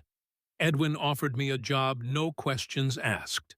The town was small, isolated, seemingly disconnected from the world I'd left behind. A faint smile touched her lips. And the mountains reminded me of home. Dylan absorbed this, his expression thoughtful. And now Blackwood has found you anyway. Through the Iron Wolves. I don't think he knew I was here, Alexis clarified. Not until recently. The Iron Wolves were established for another purpose, whatever this Operation Archimedes is. My presence is a complication he didn't anticipate. Which makes you even more dangerous to him. Dylan moved to the fireplace, adding another log to the dying flames. Tomorrow night, when this shipment arrives, we'll have our chance to gather evidence against him, to prove what he did to Nathan's team, to expose whatever he's planning now. Alexis nodded, though doubt gnawed at her. Even with evidence, could they bring down someone like Blackwood? A man with military connections, with the resources to establish a criminal empire, with the ruthlessness to eliminate anyone who stood in his way. But what choice did they have? If Operation Archimedes was as significant as it seemed, the consequences of failure might extend far beyond their personal vendetta against Blackwood. Get some rest, she told Dylan. Tomorrow will be high risk. We'll need to be at our best. After he reluctantly retired to the couch, Alexis remained by the window, maintaining her vigilant watch over the clearing. The night was peaceful, the only sounds the gentle rustling of leaves in the breeze and the occasional call of a night bird. It was in quiet moments like these that the ghosts were loudest. Nathan's face determined and resigned as he ordered her to run. Martinez's labored breathing as she tried to stem the bleeding from his wounds. The faces of Torres and Jackson forever frozen in her memory as they lay motionless outside the shattered Humvee. "I'm close, Nate," she whispered to the darkness, "close to the truth, to justice." But even as she spoke the words, a different voice echoed in her mind. Emily's gentle challenge from earlier, being trained for something doesn't mean you have to keep doing it forever. There are other ways to live. For the first time in years, Alexis allowed herself to imagine a different future. One where she wasn't constantly looking over her shoulder, where she could form connections without fear, where the weight of her past didn't define her every moment. It was a dangerous thought, the kind that created vulnerability distraction, the kind that got operatives killed in the field. She pushed it away, focusing instead on the mission parameters for tomorrow night, on the tactical approach to the drop site, on contingency plans if they were discovered. This was the world she understood, the only one she had left. The following day passed in careful preparation. Dylan's contact in Denver had provided them with high-quality surveillance equipment, night vision goggles, directional microphones, cameras with powerful zoom lenses. They studied satellite imagery of the area around the sawmill, identifying the most likely drop point and establishing optimal observation positions. Emily watched these preparations with growing concern, the professional part of her noting the way Alexis seemed to come alive in this environment, precise, focused her movements, economical and purposeful. This was a woman trained for combat, for covert operations. A woman who had spent years sublimating that part of herself behind a bar. When Alexis stepped outside to conduct another perimeter check, Emily followed, finding her standing at the edge of the clearing, scanning the tree line with methodical attention. "You don't have to do this," Emily said without preamble. Alexis didn't turn. "Yes, I do." "Why? Because you feel responsible for what happened to Nathan's team. Because you think this will somehow balance the scales." "Because Blackwood is dangerous," Alexis replied. Her voice level. "Whatever he's planning with Operation Archimedes, people will get hurt. I can't walk away from that." Emily moved to stand beside her. "That's not the only reason, though, is it? This is also about redemption, about trying to fix the past." Alexis finally turned to face her, eyes hard. "You don't know what you're talking about." "Don't I?" "I've spent the last 3 years working with veterans suffering from PTSD. I've seen what unresolved trauma does to people, how it makes them take risks, push themselves beyond reasonable limits, trying to prove something to themselves or to the ghosts they carry. This isn't about psychology, Emily. It's about stopping a criminal before he hurts more people." "And it can be both," Emily insisted gently. "You can want justice and still be driven by your own need for absolution. The two aren't mutually exclusive." Alexis stared at her for a long moment, then looked away. "What do you want from me?" "I want you to acknowledge that this mission isn't just about Blackwood. It's about you. About what happened in Afghanistan, about the fact that you survived when others didn't. And if I do, what then?" Alexis's voice held a dangerous edge. "Does that change anything? Does it bring Nathan back? Does it stop Blackwood?" "No," Emily admitted. "But it might help you see more clearly. Make decisions based on strategy rather than guilt. And maybe, just maybe, it allows you to consider a future after this is over." The words struck closer to home than Emily could know, echoing Alexis's own thoughts from the previous night. For a brief moment, the mask slipped, revealing the wounded woman beneath the soldier's exterior. "I don't know how to live with it," Alexis confessed so quietly that Emily had to strain to hear. "Every day I wake up and remember that I'm here and they're not, that I failed them." Emily reached out her hand, hovering near Alexis's arm, before gently settling on her shoulder. "You survived. That's not failure. And Nathan made a choice to save you, to give you a chance. Don't waste that by throwing your life away on a mission that might get you killed." Before Alexis could respond, Dylan emerged from the lodge equipment bag slung over his shoulder. "It's time," he called. "We need to get in position before dark." Emily's hand fell away as Alexis straightened her moment of vulnerability, already hidden behind the professional mask. "Be careful," Emily urged. "Both of you." Alexis nodded once, then moved to join Dylan, her stride purposeful, her focus narrowing to the mission ahead. But Emily's words lingered an unwelcome distraction in a situation that demanded complete concentration. As they departed in Dylan's truck, Emily watched from the porch, a sense of foreboding settling over her. She couldn't shake the feeling that this night would change everything, for better or worse. The forest was silent as darkness fell, the only sounds the occasional rustle of leaves and the distant call of a hunting owl. Alexis and Dylan had positioned themselves on a ridge overlooking the clearing north of the sawmill, their observation post concealed among dense underbrush. Through night vision goggles, Alexis surveyed the scene below. The clearing was empty, save for a few Iron Wolves sentries positioned at its edges, their posture betraying their military training. These weren't ordinary bikers, but professionals, likely former special forces or military intelligence. "Two at the north edge, 3 on the eastern approach," she whispered to Dylan, who was setting up a directional microphone aimed at the center of the clearing. "All armed, maintaining proper security protocols." Dylan nodded, making a minor adjustment to the microphone. "Whatever's coming in tonight, it's high value, and likely illegal enough to warrant this level of security." Alexis checked her watch. Based on the activity at the roadhouse, the shipment should arrive within the hour. They settled into watchful silence, the waiting game familiar to both of them from their respective military backgrounds. Minutes stretched into a half hour, then an hour with no change in the scene below, except the occasional rotation of sentries. "Something's wrong," Alexis murmured, unease prickling along her spine. "They should have been here by now." Dylan frowned, checking the satellite phone.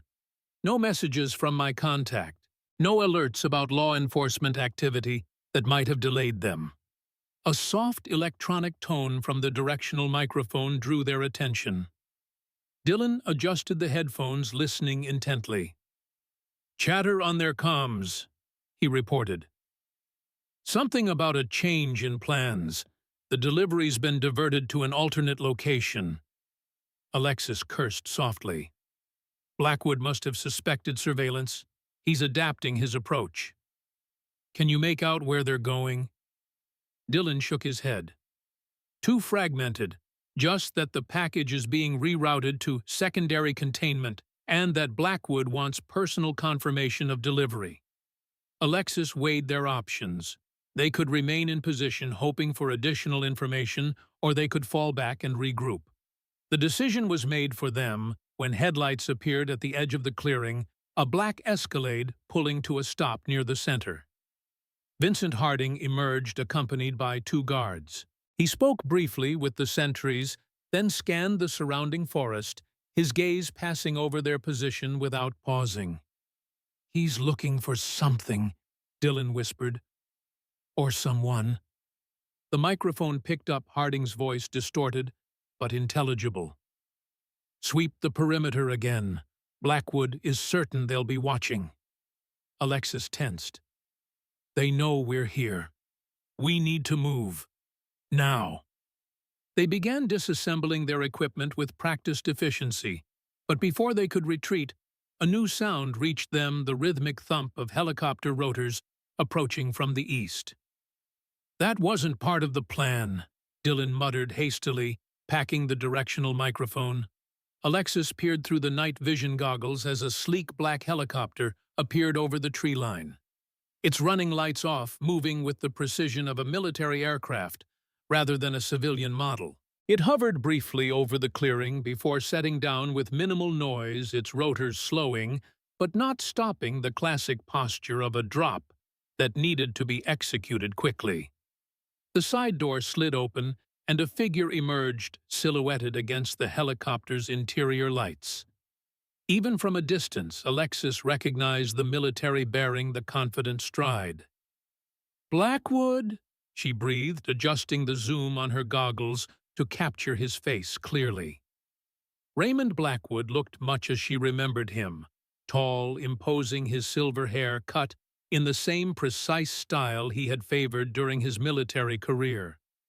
He wore tactical gear rather than a uniform now, but his bearing remained that of a commanding officer as he greeted Harding with a curt nod. Alexis raised her camera, capturing images of the meeting, zooming in to document Blackwood's presence clearly. This was the evidence they needed, proof that the former colonel was personally involved in whatever illegal operation the Iron Wolves were conducting. From the helicopter, two men emerged carrying a metal case between them. Not a large weapon shipment, as they had expected, but something smaller, more contained.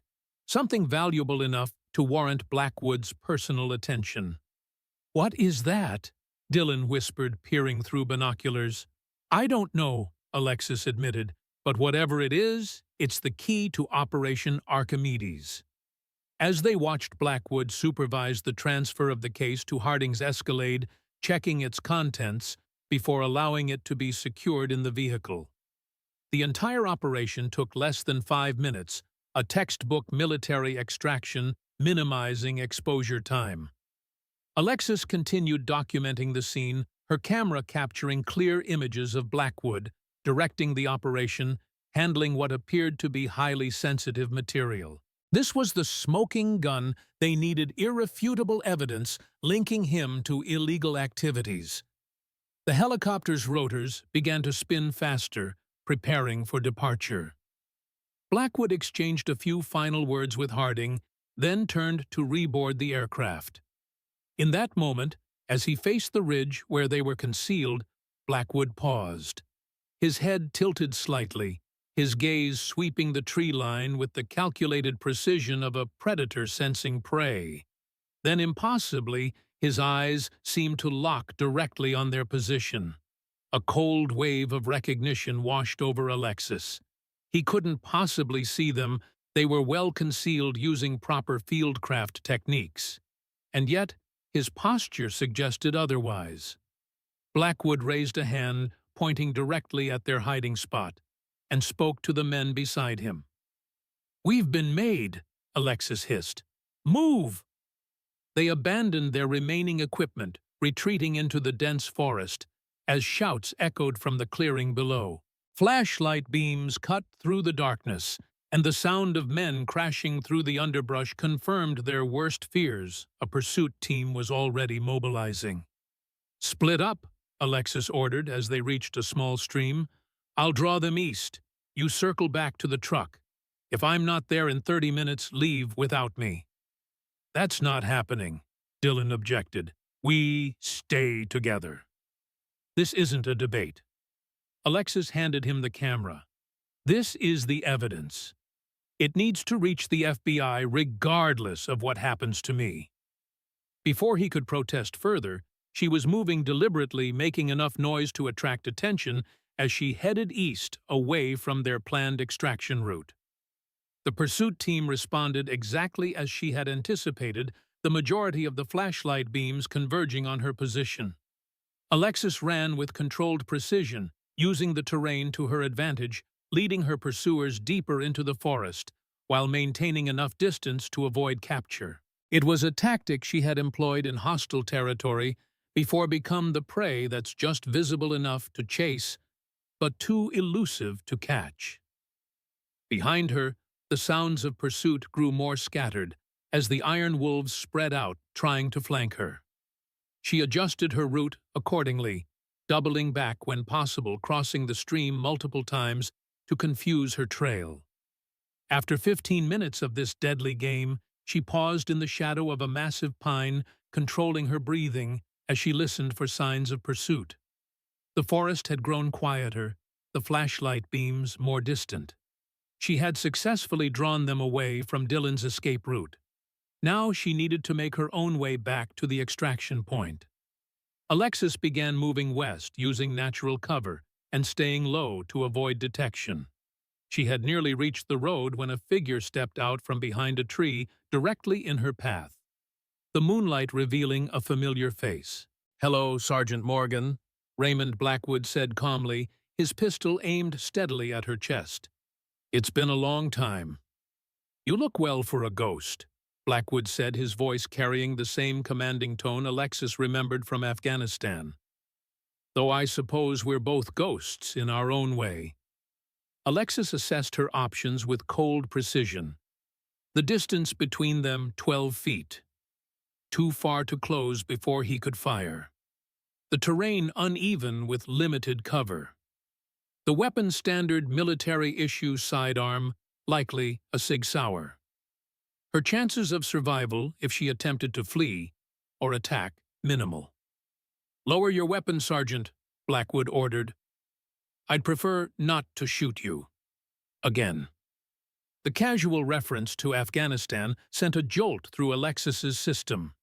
She had taken a bullet in the thigh during the extraction, a wound she had always attributed to the Taliban fighters, but Blackwood's words suggested otherwise. "It was you," she said, the pieces suddenly fitting together.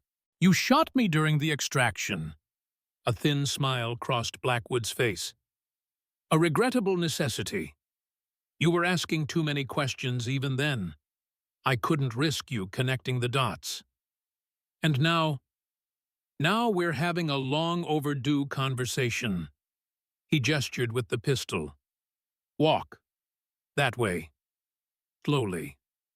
With no viable alternative, Alexis complied, her mind racing through potential escape scenarios as Blackwood directed her toward a black SUV parked on a narrow Forest Service road.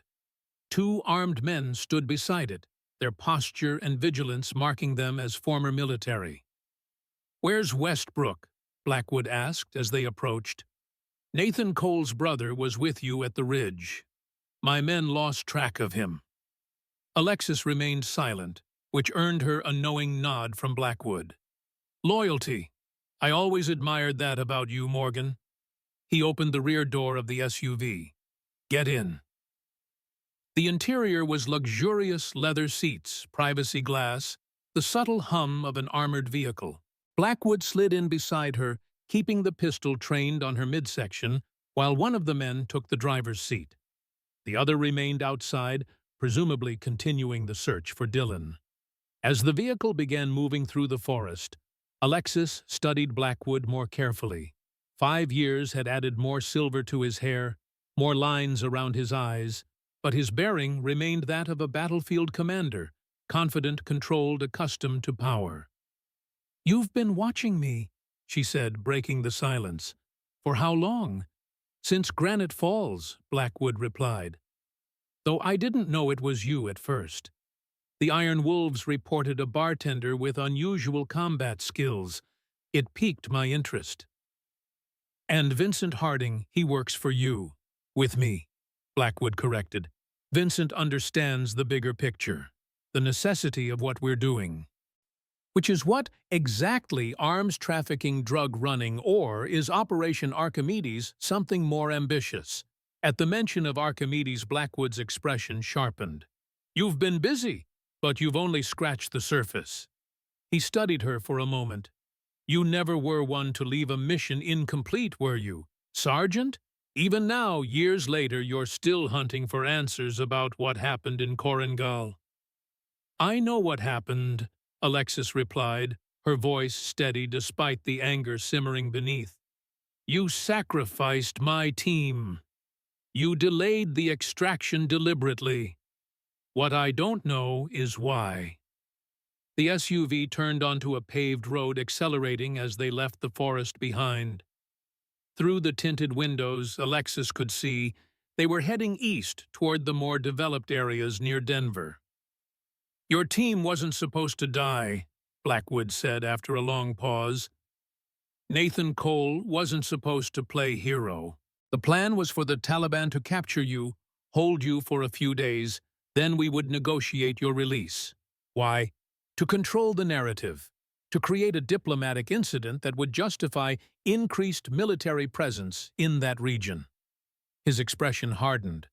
Instead, Cole decided to martyr himself, and I was left with a wounded sergeant asking inconvenient questions. The casual admission of his betrayal stoked Alexis's rage, but she contained it, channeling it into focus. Emotional outbursts wouldn't help her now. Information might. And Operation Archimedes, is that another controlled narrative? It's correction, Blackwood replied, an unsettling fervor entering his voice. The system that sacrificed your team, that's abandoned veterans, that's allowed corruption to flourish while good soldiers die, it needs to be reset. Through violence. Through precise, targeted intervention. Blackwood's gaze was distant now, seeing beyond the confines of the vehicle. 7 individuals, 7 decision-makers, who represent the corruption that's rotting our country from within. Their removal creates a cascading effect, a power vacuum that allows for realignment. The clinical detachment with which he described assassination chilled Alexis more than any emotional display would have. This wasn't the ranting of a madman, but the calculated strategy of a military mind that had concluded violence was the only solution. "You're talking about a coup," she said quietly. "I'm talking about surgical excision of a cancer." Blackwood refocused on her. "You, of all people, should understand. You've seen what happens when those in power make decisions based on political expediency rather than what's right. And you appointed yourself judge, jury, and executioner. Someone had to." His voice hardened. "After what happened to your team, to dozens of teams like yours, I tried working within the system. Filed reports, raised concerns, pursued official channels. And what happened? They promoted the architects of those failures, buried the evidence, silenced the witnesses." Despite herself, Alexis felt a flicker of understanding. She had walked a similar path after Afghanistan, trying to find justice through official means only to be stonewalled at every turn. "So you went rogue," she said. "Built a criminal empire to fund your personal vendetta." "To fund a necessary correction," Blackwood countered. "The weapons, the drugs, means to an end. Resources for an operation that will ultimately save more lives than it takes." The SUV turned again, entering what appeared to be an industrial area on the outskirts of Denver. Warehouses and manufacturing facilities lined the street, most dark at this late hour. They pulled into a gated compound, security cameras tracking their approach. "Where are we?" Alexis asked as the vehicle stopped inside a large warehouse. "Temporary headquarters," Blackwood replied, "until Operation Archimedes is complete." As they exited the SUV, Alexis took in her surroundings with a tactician's eye. The warehouse had been converted into a command center, computer stations, communications equipment, maps, and diagrams covering the walls. A dozen men and women moved with purpose among the stations, all with the unmistakable bearing of military personnel. In the center of it all stood a large table displaying what appeared to be a 3-dimensional model of a building complex. Alexis recognized it immediately, the federal building in Denver, which housed offices for multiple government agencies, including the FBI, Homeland Security, and several military liaison units. "The National Security Conference," she realized aloud. "That's your target." Blackwood nodded, a hint of admiration in his expression. 3 days from now, the 7 individuals I mentioned will all be in one location discussing strategic partnerships for homeland defense. The same people who authorized operations like the one that killed your team, who profited from defense contracts while soldiers died with inadequate equipment, who buried evidence of their own corruption. And civilian casualties, collateral damage. Minimal, Blackwood assured her. The operation is designed specifically to limit casualties. We're not terrorists, Sergeant. We're operators conducting a mission against legitimate targets. The familiar military phrasing sent a chill down Alexis's spine. How many times had she heard similar justifications in briefings before operations in Afghanistan or Iraq? How many times had she accepted them without question? "You're delusional," she said flatly. "Whatever you're planning, it's not an operation. It's mass murder." Blackwood regarded her with something like disappointment. "I had hoped you might understand, that your experiences might have shown you the necessity of drastic action." "My experiences taught me that violence begets violence, that revenge doesn't bring peace." "This isn't about revenge." Blackwood's voice rose slightly. "It's about justice. It's about preventing more soldiers like Nathan Cole from being sacrificed for political convenience." At the mention of Nathan's name, something shifted in Alexis's expression, a momentary crack in her composure that Blackwood didn't miss. "You still carry his dog tags," he observed. "After all these years, why guilt love, or something else?" Before she could respond, the warehouse door opened, and Vincent Harding entered, followed by two iron wolves half carrying a struggling figure between them. Emily Reed. Alexis felt her blood turn to ice. "She has nothing to do with this. Let her go." "On the contrary," Harding said, approaching the table. "Reed has been quite involved accessing confidential medical records, gathering intelligence. My men found her at the hunting lodge along with her father. The old man is still there, under guard." Emily's eyes found Alexis's fear and determination warring in her expression. A bruise was forming on her cheek, and her hands were bound before her with plastic zip ties. "I'm sorry," she said. "They came right after you left. There were too many." "It's not your fault," Alexis assured her, calculating new odds, new scenarios. With Emily as leverage, her options had narrowed considerably. Blackwood watched this exchange with clinical interest. "Attachment. Your one consistent weakness, Sergeant Morgan. In Afghanistan, it was loyalty to your team that made you predictable. Now it's these civilians you've allowed yourself to care for." He gestured to his men. "Secure them both in the conference room. Double guards. They're more resourceful than they appear." As they were led away, Alexis caught a glimpse of the warehouse's main entrance, heavily guarded, but potentially vulnerable if she could create a sufficient distraction. She filed the observation away, continuing to build her mental map of the facility, noting camera positions, guard rotations, potential weapons. The conference room proved to be a glass-walled office overlooking the main floor of the warehouse.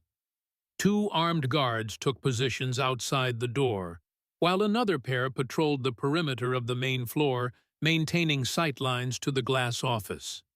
Once alone with Emily, Alexis immediately checked her for injuries beyond the visible bruise. "Are you hurt? Did they harm Edwin?" Emily shook her head. "Dad's okay. Scared but unharmed. They were more interested in finding you and Dylan." She lowered her voice. "Did he get away with the evidence?" "I think so," Alexis replied quietly, aware of the possibility of listening devices. "If he followed the plan, he's already contacted the FBI." Relief flickered across Emily's face, followed quickly by renewed concern. "These people, they're planning something terrible, aren't they?" "Yes." Alexis moved to the glass wall, surveying the activity below.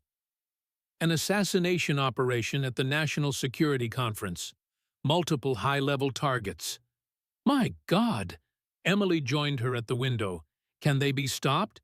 Not easily. These aren't amateurs. They're former military, probably special forces with tactical training and discipline. Alexis's eyes tracked Blackwood as he moved among his team, checking preparations, reviewing plans. But they're not infallible. Emily studied her face. You have a plan. The beginning of one. Alexis turned, meeting Emily's gaze directly.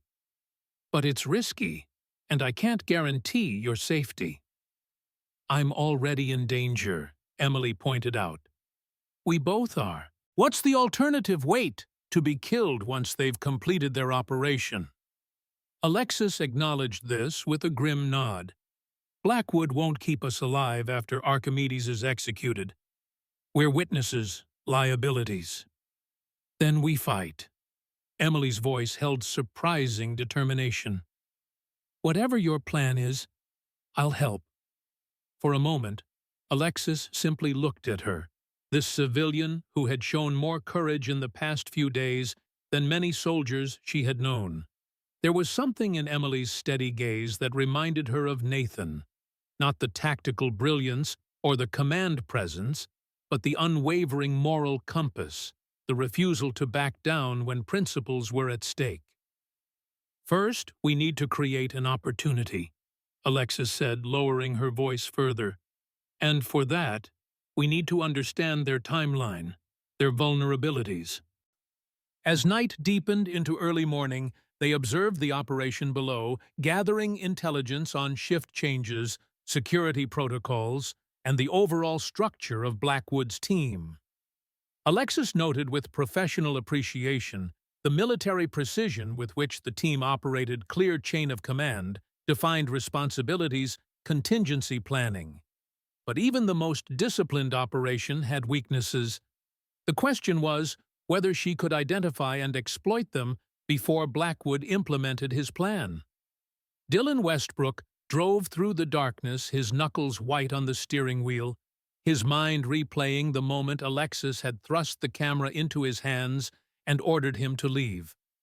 The rational part of him knew she had made the tactically correct decision. The evidence was more important than either of them individually. But the thought of leaving her behind, potentially at Blackwood's mercy, ate at him. He checked the rear-view mirror for the 100th time, confirming he wasn't being followed, then reached for the satellite phone. His contact in Denver answered on the second ring. Mitchell? It's Westbrook. I have the evidence, photos, recordings. Blackwood is personally involved in weapons trafficking, and he's planning something called Operation Archimedes. Where are you now? 20 miles east of Granite Falls, heading toward Denver. But Morgan's been captured, and Blackwood has hostages, Emily Reed and her father. A brief silence, then.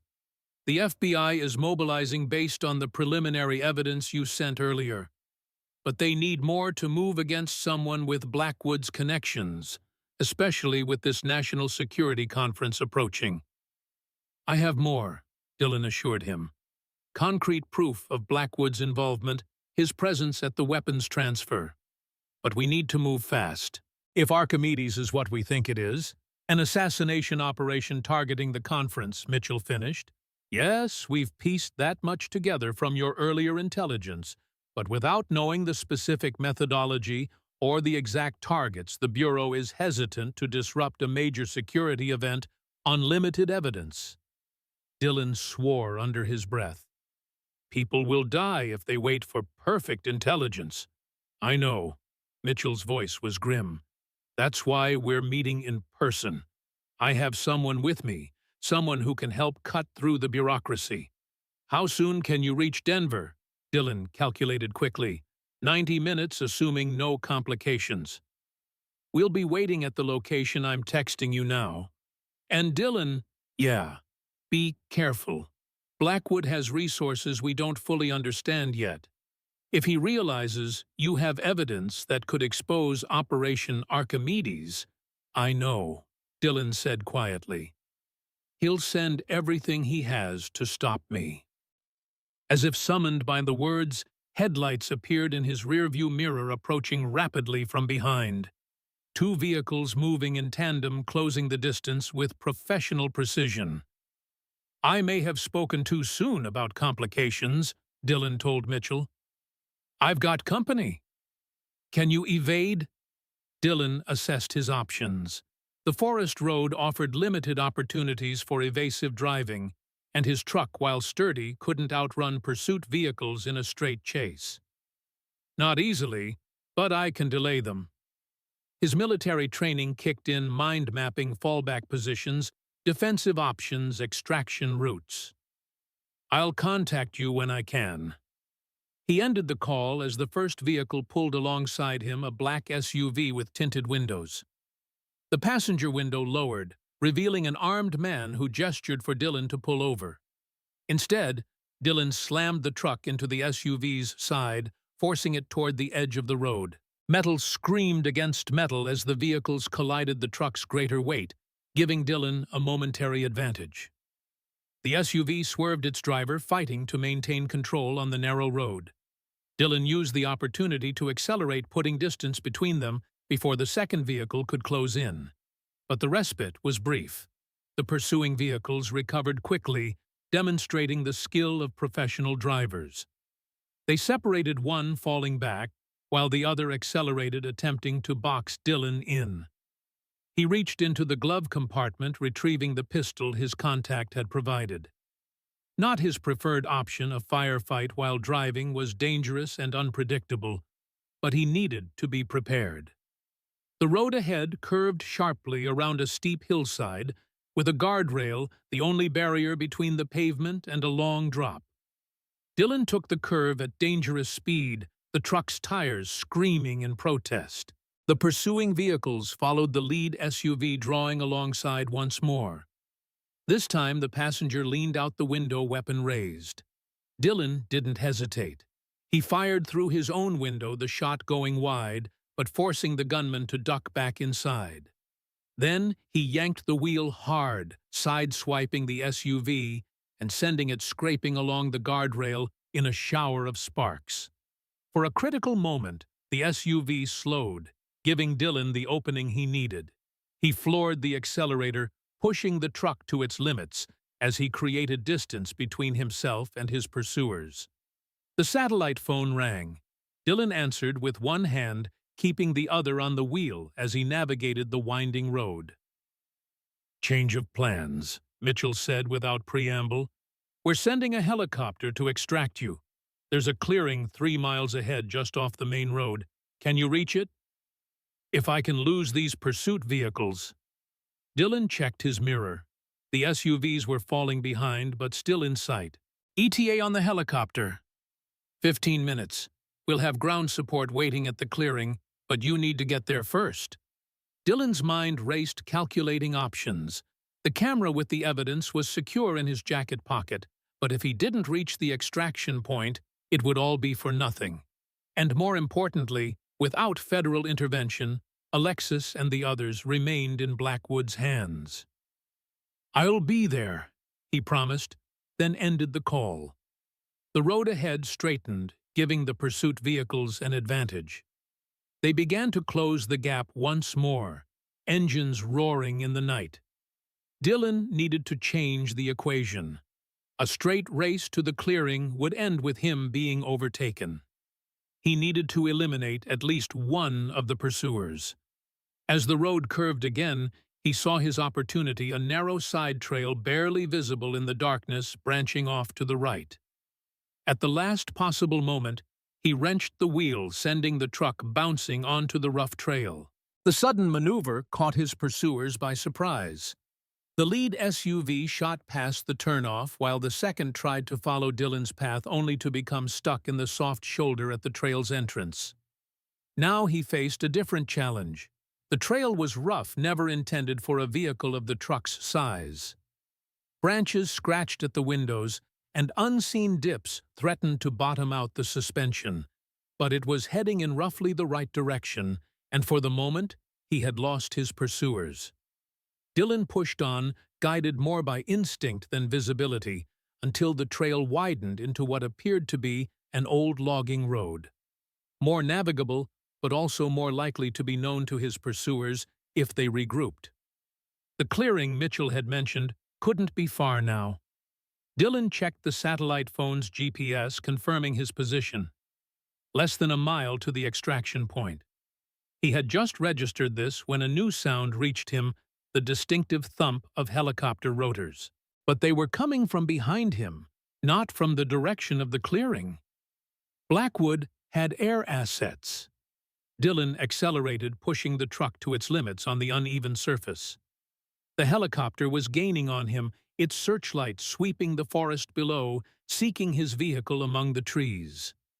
The clearing appeared ahead, a roughly circular area, where the forest had been cut back from the road.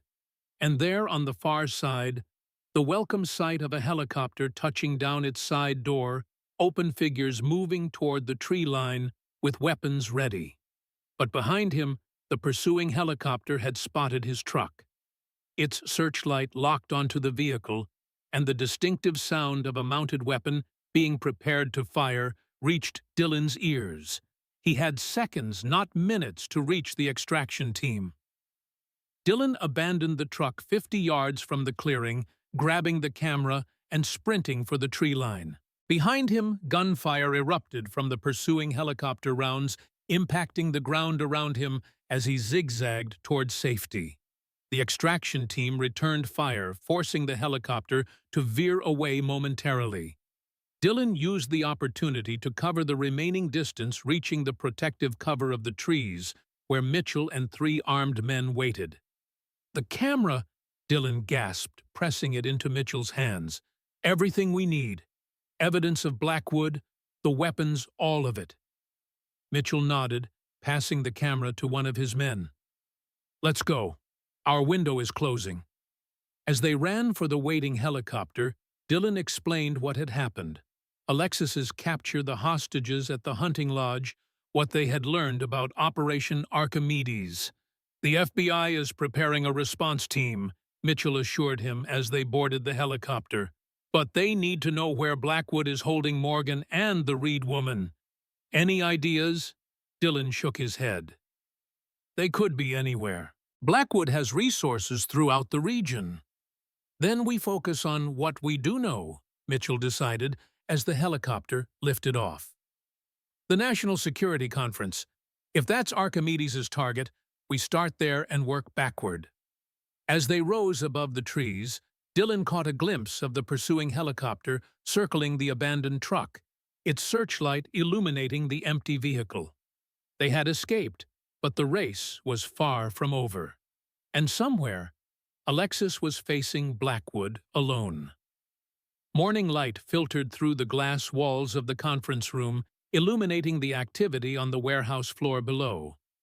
Alexis, who had not slept, continued her methodical observation of Blackwood's operation. Beside her, Emily dozed fitfully in a chair, exhaustion finally overcoming her determination to remain alert. The night had provided valuable intelligence.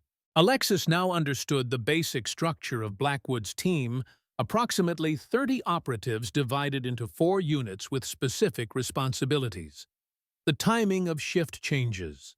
The location of weapons and equipment. The chain of command with Blackwood at the top and Harding as his second.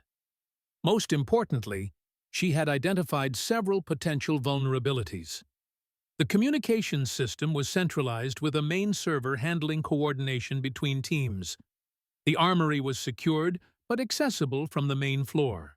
And there were clearly tensions between some of the former military personnel and the Iron Wolves members, suggesting less than perfect unit cohesion. All valuable information but useless without an opportunity to exploit it. That opportunity arrived mid-morning when the door to the conference room opened, and Vincent Harding entered, followed by 2 guards. "The colonel wants to see you," he told Alexis. "Just you," he added when Emily started to rise. Alexis met Emily's concerned gaze. "It's all right. Stay here, rest." As she followed Harding out, Alexis whispered, "Watch for my signal," leaving Emily with the cryptic instruction as the door closed behind them. Harding led her through the warehouse to a separate office area where Blackwood sat before multiple computer screens displaying what appeared to be security camera feeds from various locations. "Thank you, Vincent," Blackwood said without looking up. "That will be all." After Harding departed, Blackwood finally turned to Alexis. "Your friend Westbrook has proven more resourceful than expected. He reached federal authorities with some of the evidence you gathered." Alexis kept her expression neutral, though internally she felt a surge of hope.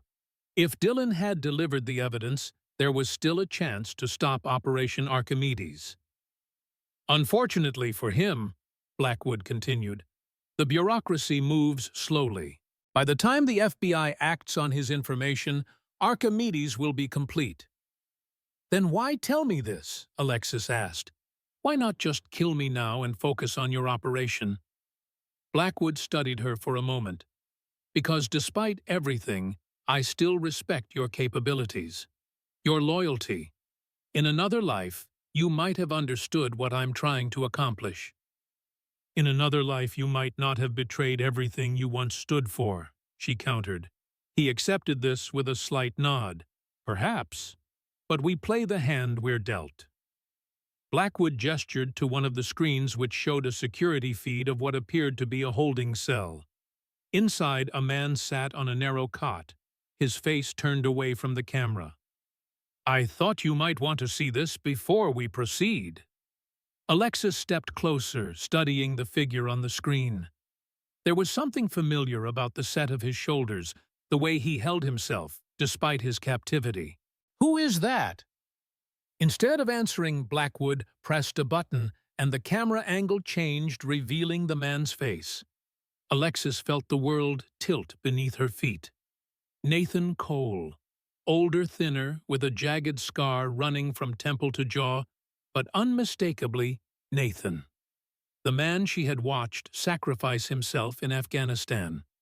The man whose dog tags she had carried for 5 years. The man she had mourned, whose death had defined the course of her life. "That's not possible," she whispered. "He died. I saw the explosion. The burning Humvee."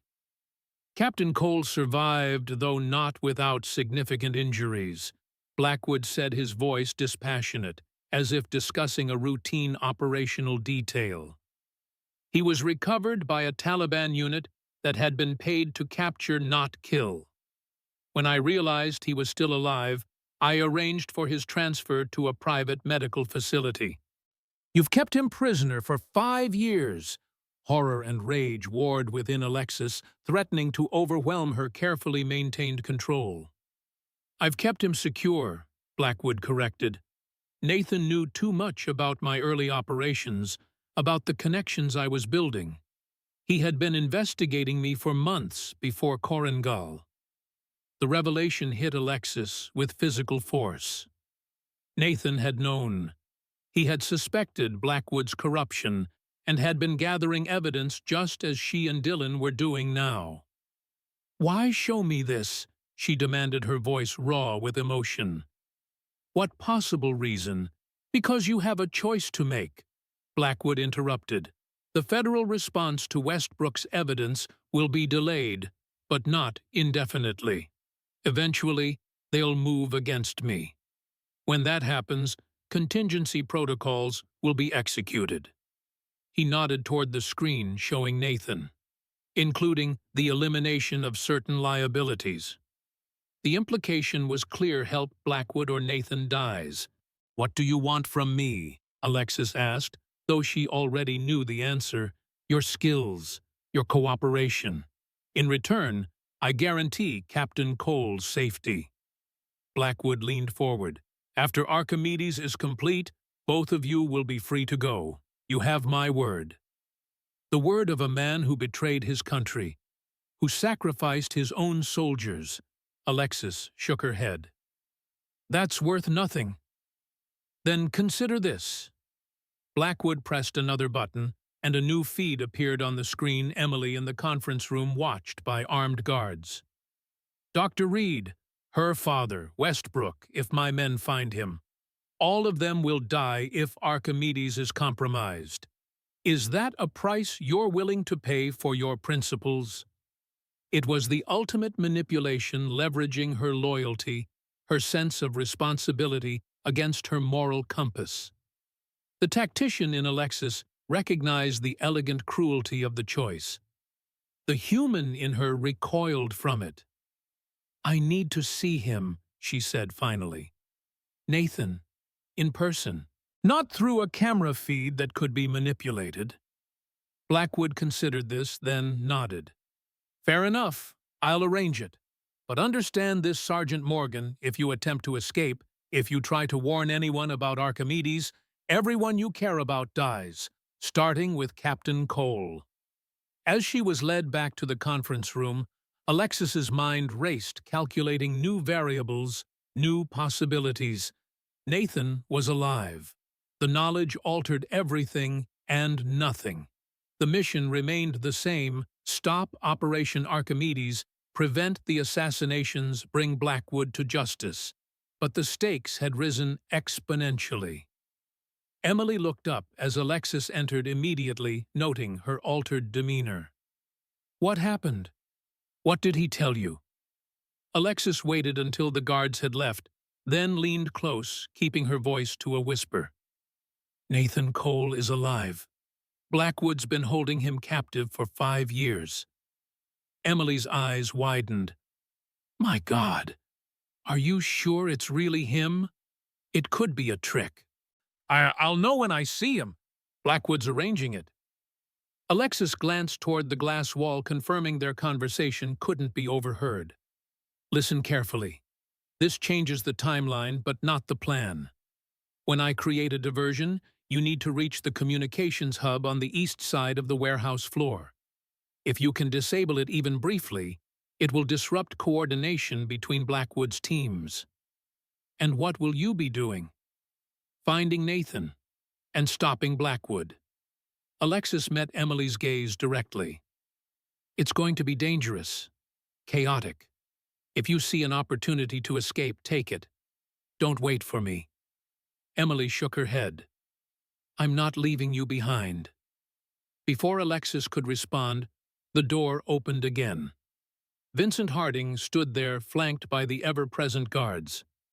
"It's time," he said. "The colonel's arranged your meeting with Cole." As Alexis followed Harding through the warehouse, she noted that the activity had increased: operatives checking weapons, reviewing maps, preparing equipment. Operation Archimedes was moving into its final phase. They descended a staircase to a lower level, a basement area that appeared to have once been used for storage. Now it had been converted into a secure holding area with several cells along a dimly lit corridor. Harding stopped before one of the doors. 5 minutes, he said, unlocking it. "No physical contact. The guards stay." Alexis nodded, steeling herself for whatever she might find inside. The door swung open, revealing a small, Spartanly furnished cell. And there, sitting on the edge of the narrow bed, was Nathan Cole. He looked up as she entered, his eyes widening in recognition. "Alexis!" His voice was hoarse, as if from disuse. "Is that really you?" "It's me, Nate." She fought to keep her voice steady, to maintain control, despite the surge of emotions threatening to overwhelm her. "I thought you were dead. All this time." Nathan stood, moving carefully, favoring his right leg. The scar on his face was even more pronounced in person, a jagged line that spoke of hasty battlefield medicine rather than proper surgical care. But his eyes, the same steady, intelligent eyes, she remembered, fixed on her with piercing intensity. "They told me everyone died," he said. "The entire team, that I was the only survivor. They lied to both of us." Alexis glanced at the guards, then back to Nathan. "Martinez survived the initial ambush but died during evacuation. The others, they didn't make it." Nathan nodded, absorbing this. "And you, how did you escape Blackwood?" "I didn't know it was him, not at first. I just knew something was wrong about the delayed extraction, about the intelligence that led us into that valley. She kept her voice low, aware of the listening guards. I started asking questions. They offered me a discharge silence in exchange for freedom. But you kept looking. It wasn't a question. Yes, until I found evidence connecting Blackwood to arms trafficking to the ambush. Then I had to disappear before they could silence me permanently. Nathan's expression hardened.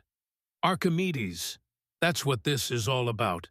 He's been planning it for years, building resources, establishing networks. I know about the National Security Conference, Alexis confirmed. The assassinations he's planning. It's worse than that. Nathan glanced at the guards, then stepped closer to Alexis, lowering his voice further. The assassinations are just Phase 1. Phase 2 is a coordinated attack on multiple federal facilities across the country. He's created cells in 6 major cities, waiting for the signal. The scale of the operation staggered Alexis. This wasn't just a rogue colonel's vendetta. It was a coordinated attempt to destabilize the entire federal government. "Why tell me this?" she asked, matching his quiet tone. "You know I'll try to stop him." A ghost of a smile touched Nathan's lips. "Because you can. Because you're the best operator I ever trained." He held her gaze. "And because some missions are worth dying for." The words echoed their last exchange in Afghanistan when he had ordered her to leave him behind. The same determination shone in his eyes now, the willingness to sacrifice himself for something greater. "Time's up," Harding announced from the doorway. Alexis turned to leave, then paused, looking back at Nathan. "I'm coming back for you," she promised. "Hold on." As she was escorted back through the warehouse, Alexis's mind was already formulating a new plan. The stakes had risen exponentially, but so had her resolve. Blackwood had to be stopped, not just for Nathan or Emily or the targets at the conference, but for the country he claimed to be saving through violence. In the conference room, Emily waited anxiously. "Was it really him?" she asked as soon as the guards left them alone. "Yes." Alexis moved to the window, surveying the warehouse floor with new purpose.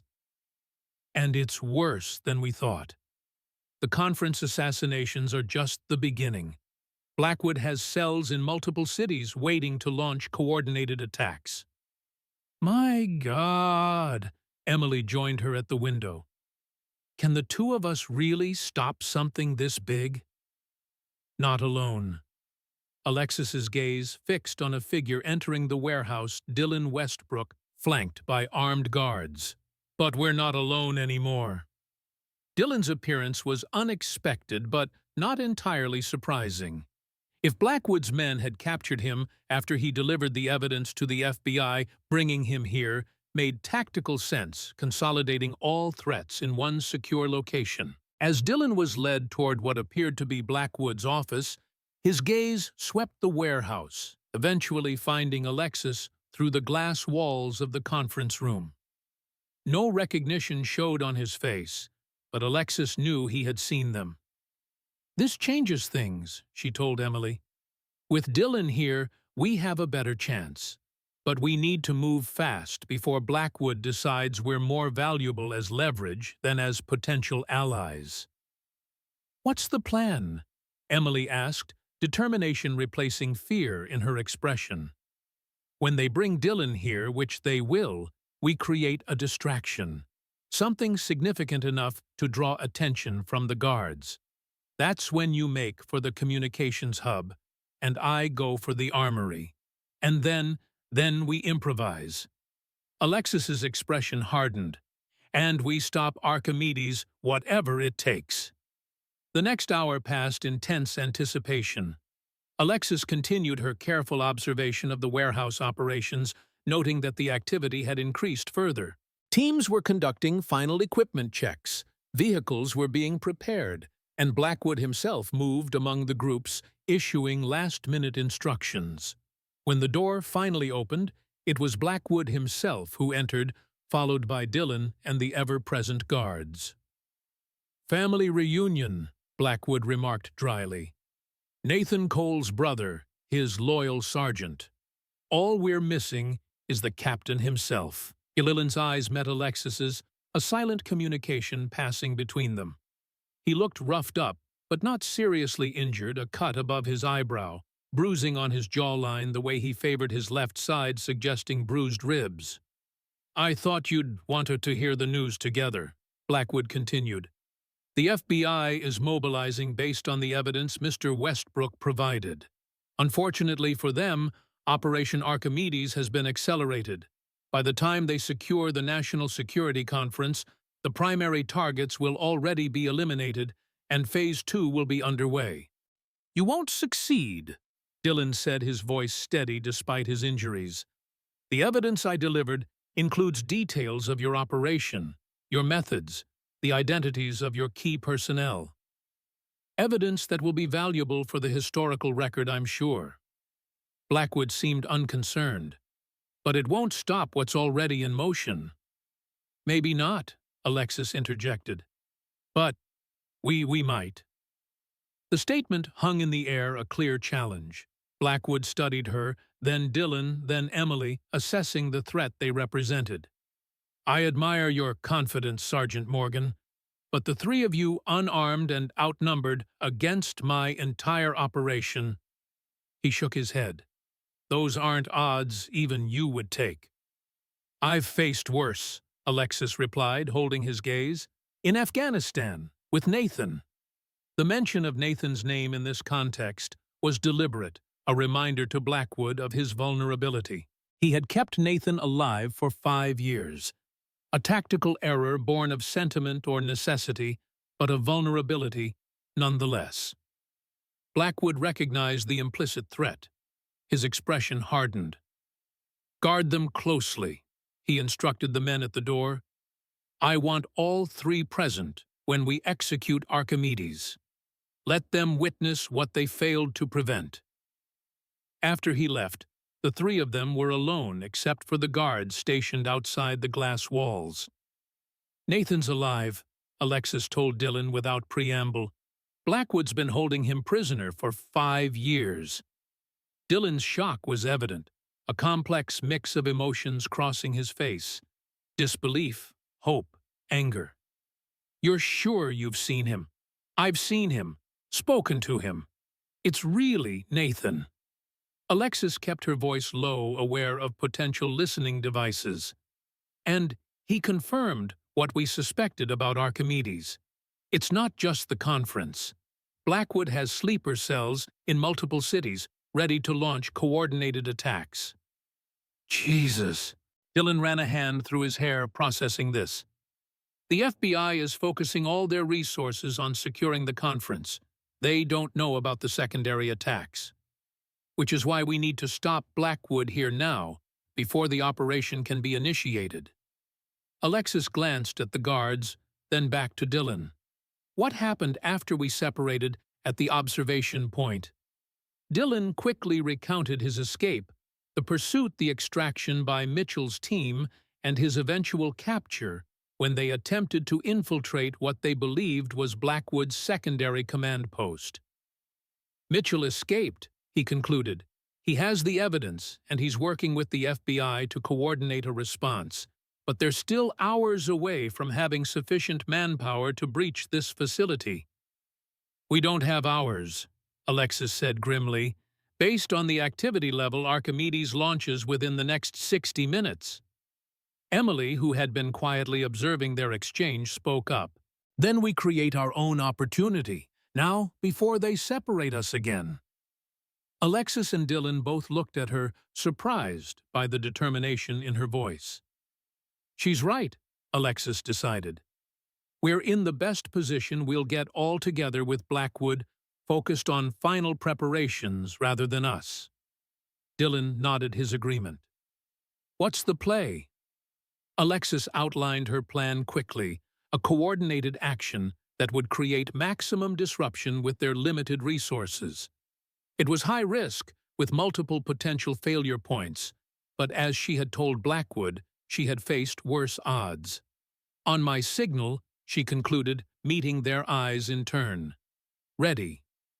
They nodded, positioning themselves according to the plan. Alexis moved to the door, examining the electronic lock that secured it from the outside.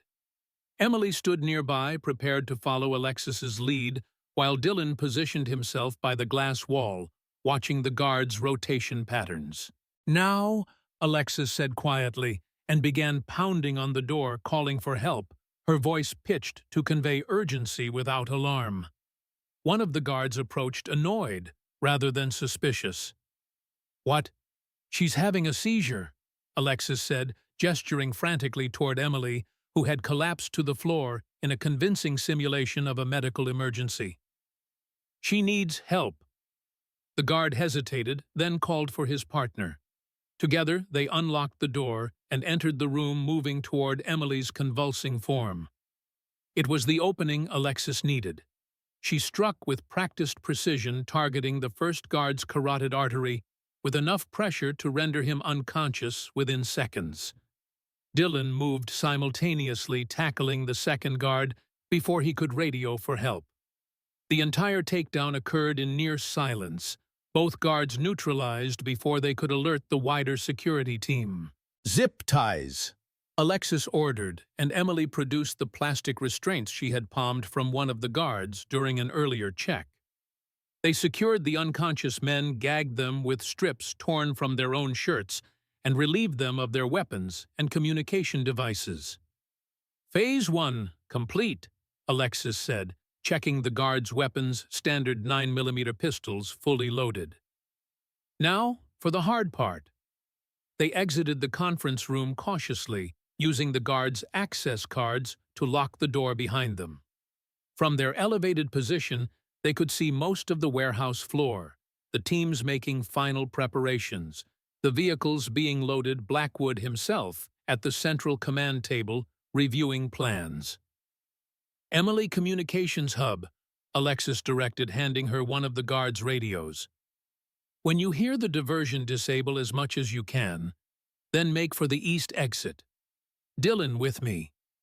We're going for Nathan." Emily squeezed Alexis's hand briefly. "Be careful," she said, then slipped away, moving along the catwalk that circled the upper level of the warehouse.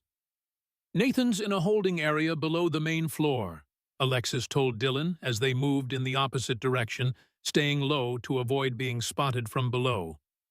"Basement level east corridor." "And the diversion?"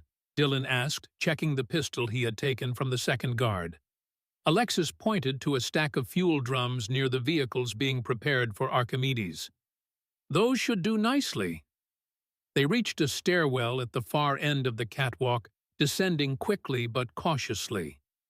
At the bottom, Alexis paused, listening for approaching personnel. Satisfied they were clear for the moment, she led Dylan through a series of narrow corridors toward where she had last seen Nathan.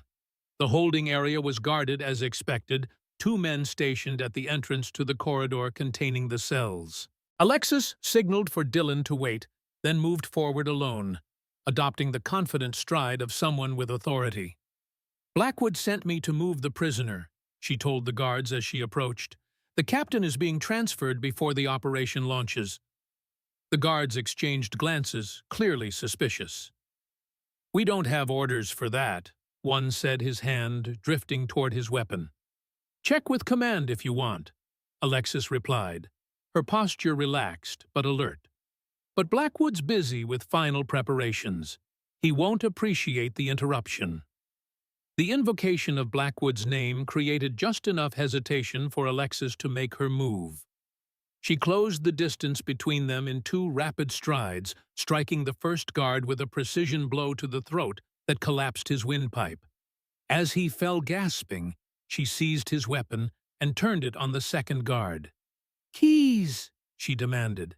"Now." The guard complied, his movements slow and careful, as he unclipped the key ring from his belt. Dylan emerged from his position, covering the guard, while Alexis secured the keys. "Which cell?" she asked, pressing the barrel of her pistol against the guard's temple. "End of the hall." he managed his voice tight with fear. "Last door on the right." They secured both guards, then moved quickly down the corridor. The cell was exactly where indicated its heavy door, secured with both electronic and conventional locks. "Nate," Dylan called softly as Alexis worked on the locks. "Can you hear me?" A shuffling sound came from within. Then Nathan's voice, disbelieving, "Dylan, is that you?" "It's me, brother. We're getting you out of here." The door swung open, revealing Nathan standing in the center of the small cell, his expression a mixture of hope and disbelief. For a moment, the brothers simply stared at each other, 5 years of separation and grief hanging between them. Then Dylan stepped forward, embracing Nathan fiercely. "I thought you were dead," he said, his voice rough with emotion. "All this time." "I'm sorry," Nathan replied, returning the embrace with equal intensity. "I wanted to contact you to let you know, but there was no way. Blackwood kept me isolated, moved frequently." Alexis, standing guard at the door, gave them this brief moment before reality reasserted itself. "We need to move," she said. "The diversion won't wait." Nathan nodded immediately, shifting into operational mode despite his years of captivity. "Blackwood's launching Archimedes today. The primary team is already en route to the conference." "We know," Alexis confirmed, "and about the secondary attacks planned for after the conference." "Then you understand what's at stake." Nathan's expression hardened with resolve. "We need to reach the command center. If we can disable the communication system, the secondary teams won't receive the activation signal." "Emily's already working on that," Alexis told him, "but we need a diversion to cover her work and our escape." They moved back through the corridor, Nathan limping but determined, Dylan supporting him when necessary. At the stairwell, Alexis paused, surveying the warehouse floor through a small window in the door. The activity had increased further, with teams clearly preparing for imminent departure. "The fuel drums," she reminded Dylan. "One well-placed shot should create enough chaos for us to reach the exit." "And Nathan, he can barely walk, let alone run." "I'll manage," Nathan assured him. "I've been planning this escape for 5 years. Don't hold back on my account." Alexis made the final calculations: distance to the fuel drum's angle of fire, likelihood of hitting the target under pressure. The odds weren't ideal, but they rarely were in field operations. "On 3, she said. 1, 2. Before she could say 3, an alarm blared throughout the facility. Red warning lights began flashing, and personnel on the warehouse floor moved with sudden urgency, weapons drawn. "Emily," Alexis realized. "She must have triggered something at the communications hub." Through the window they could see Blackwood issuing rapid commands, directing teams toward various defensive positions. The element of surprise was gone, but so was the need for a subtle approach. "New plan," Alexis decided. "We fight our way to the communications hub, secure Emily, then get to the exit, all of us together." Nathan and Dylan nodded their agreement, and Alexis pushed open the door, leading them into the chaos of the warehouse floor. The next minutes passed in a blur of tactical movement and controlled violence. Alexis led, clearing their path with precise fire and hand-to-hand combat when necessary.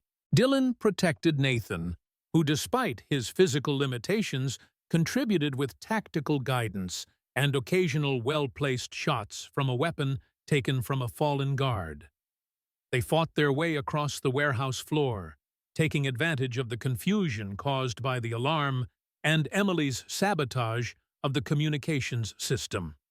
Blackwood's personnel, while professionally trained, hadn't anticipated an internal threat of this magnitude.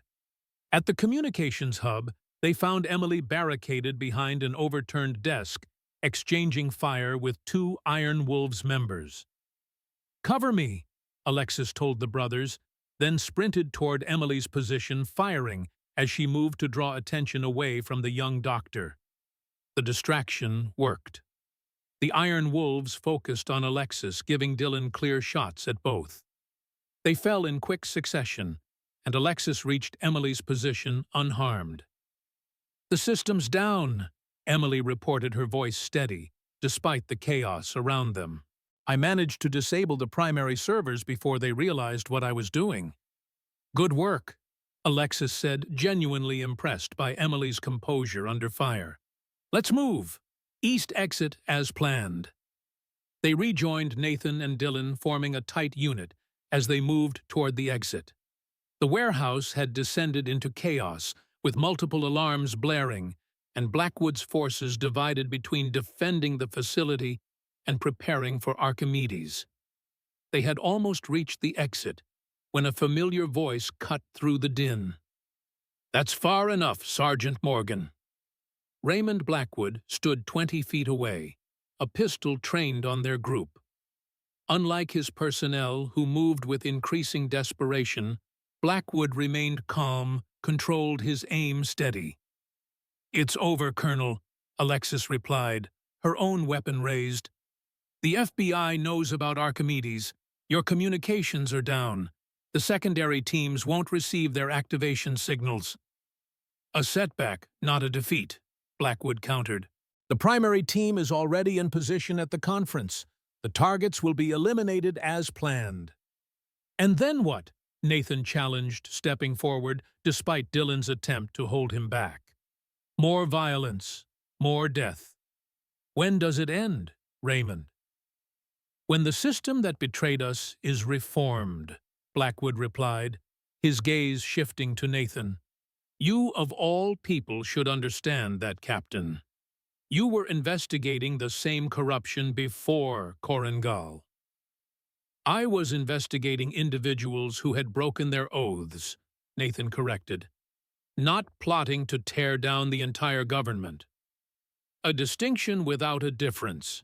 Blackwood's attention returned to Alexis. "Lower your weapons, all of you, or I start shooting, beginning with Dr. Reed." It was a standoff, with neither side holding a clear advantage. Blackwood was one man, but his position gave him a clear line of fire to all of them. And behind him, more of his personnel were regrouping, preparing to support their leader. "There's another way," Alexis said, lowering her weapon slightly. "Surrender now. Cooperate with the authorities. Your information on corruption within the military and intelligence communities would be valuable. It could lead to real reform through legal channels." For a moment, something flickered in Blackwood's eyes, a brief hesitation, a glimpse of the officer he had once been. Then it was gone, replaced by the cold determination that had driven him to create Operation Archimedes. "Too late for that, Sergeant. Far too late." He raised his weapon, aiming at Emily, his intention clear. Alexis moved without conscious thought, years of training and instinct taking over. She lunged forward, putting herself between Emily and Blackwood's aim as she fired her own weapon. 2 shots rang out simultaneously. Alexis felt the impact of Blackwood's bullet, a burning sensation in her left shoulder. But her own shot had found its mark center mass, a killing shot that dropped Blackwood where he stood. For a moment, time seemed to stop. Blackwood lay motionless, the architect of Operation Archimedes, felled not by the system he sought to destroy, but by the sergeant he had tried to silence years ago. Then reality crashed back. The pain in Alexis's shoulder, the shouts of Blackwood's personnel as they registered their leader's fall. The urgent need to escape before they were overwhelmed. "Move!" Nathan ordered, his command voice cutting through the chaos. "Now!" Dylan supported Alexis, who was losing blood, but still conscious and mobile. Emily ran ahead, securing the exit door.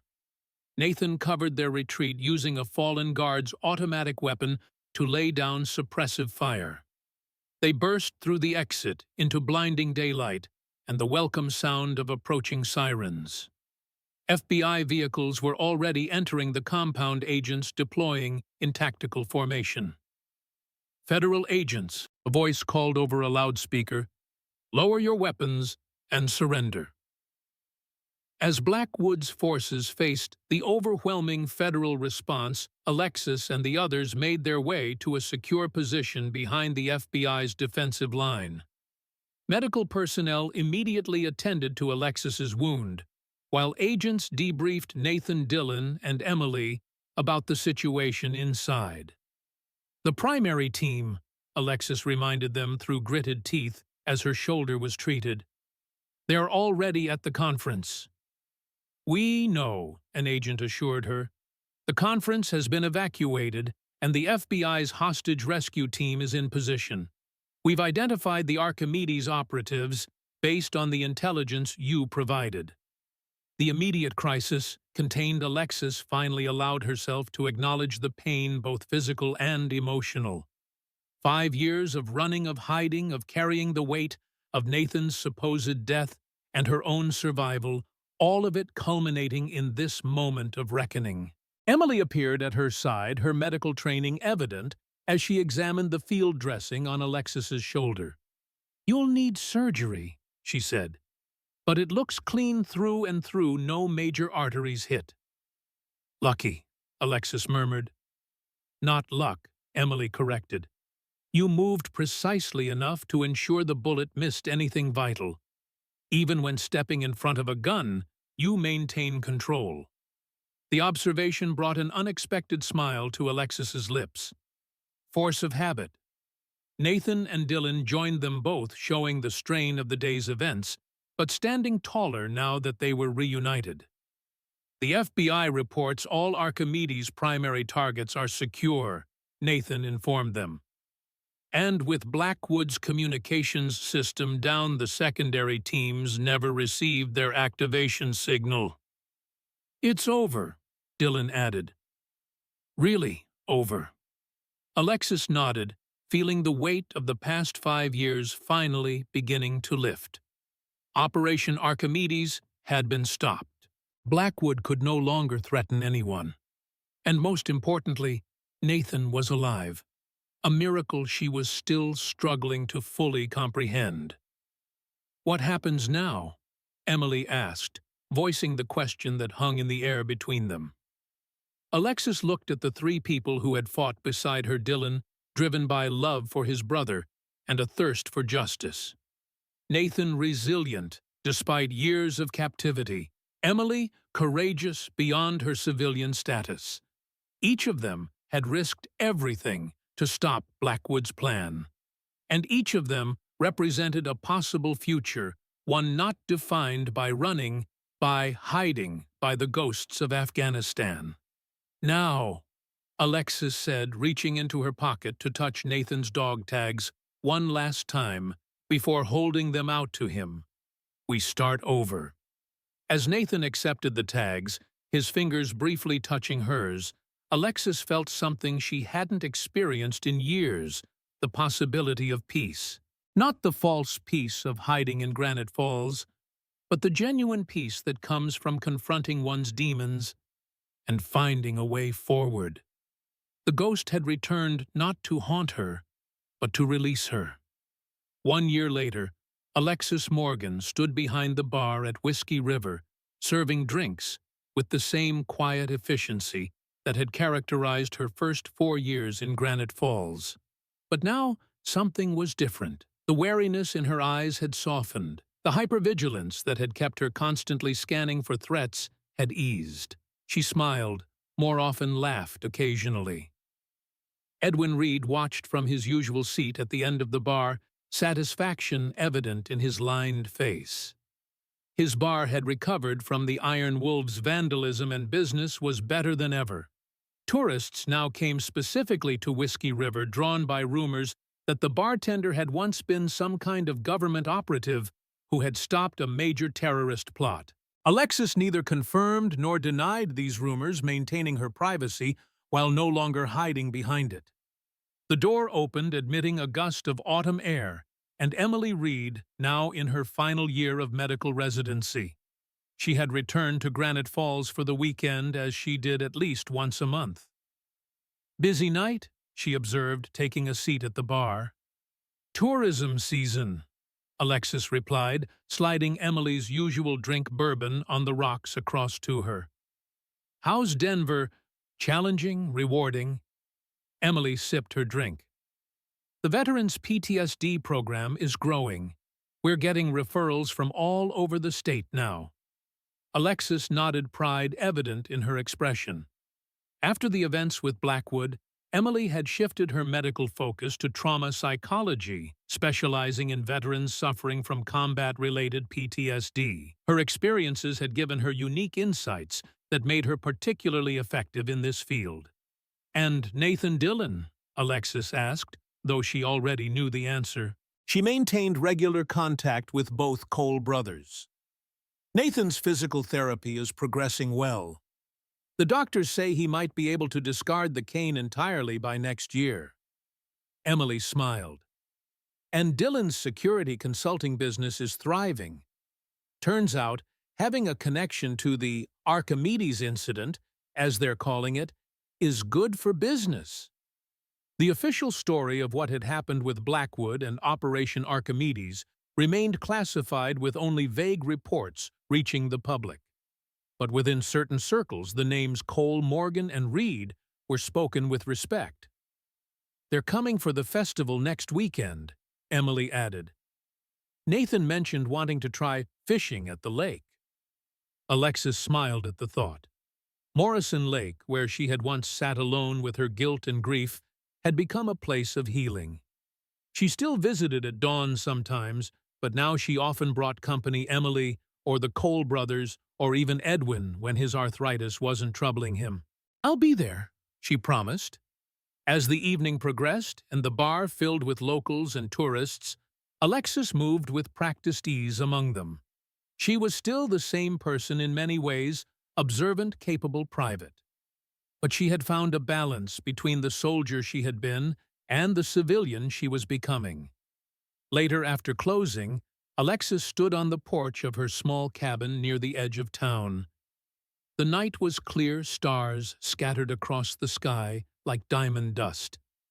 In the distance, the mountains stood sentinel, their peaks silvered by moonlight. From her pocket, she withdrew a small object, not Nathan's dog tags, which had been returned to their rightful owner, but a simple coin. One side bore the Chimera unit insignia, the other the names of those lost in Korengal: Torres, Jackson, Martinez. Alexis ran her thumb over the names, honoring their memory without being consumed by it. Then she returned this coin to her pocket and went inside, closing the door on the night and the past. The ghost had returned, and in doing so had finally found rest.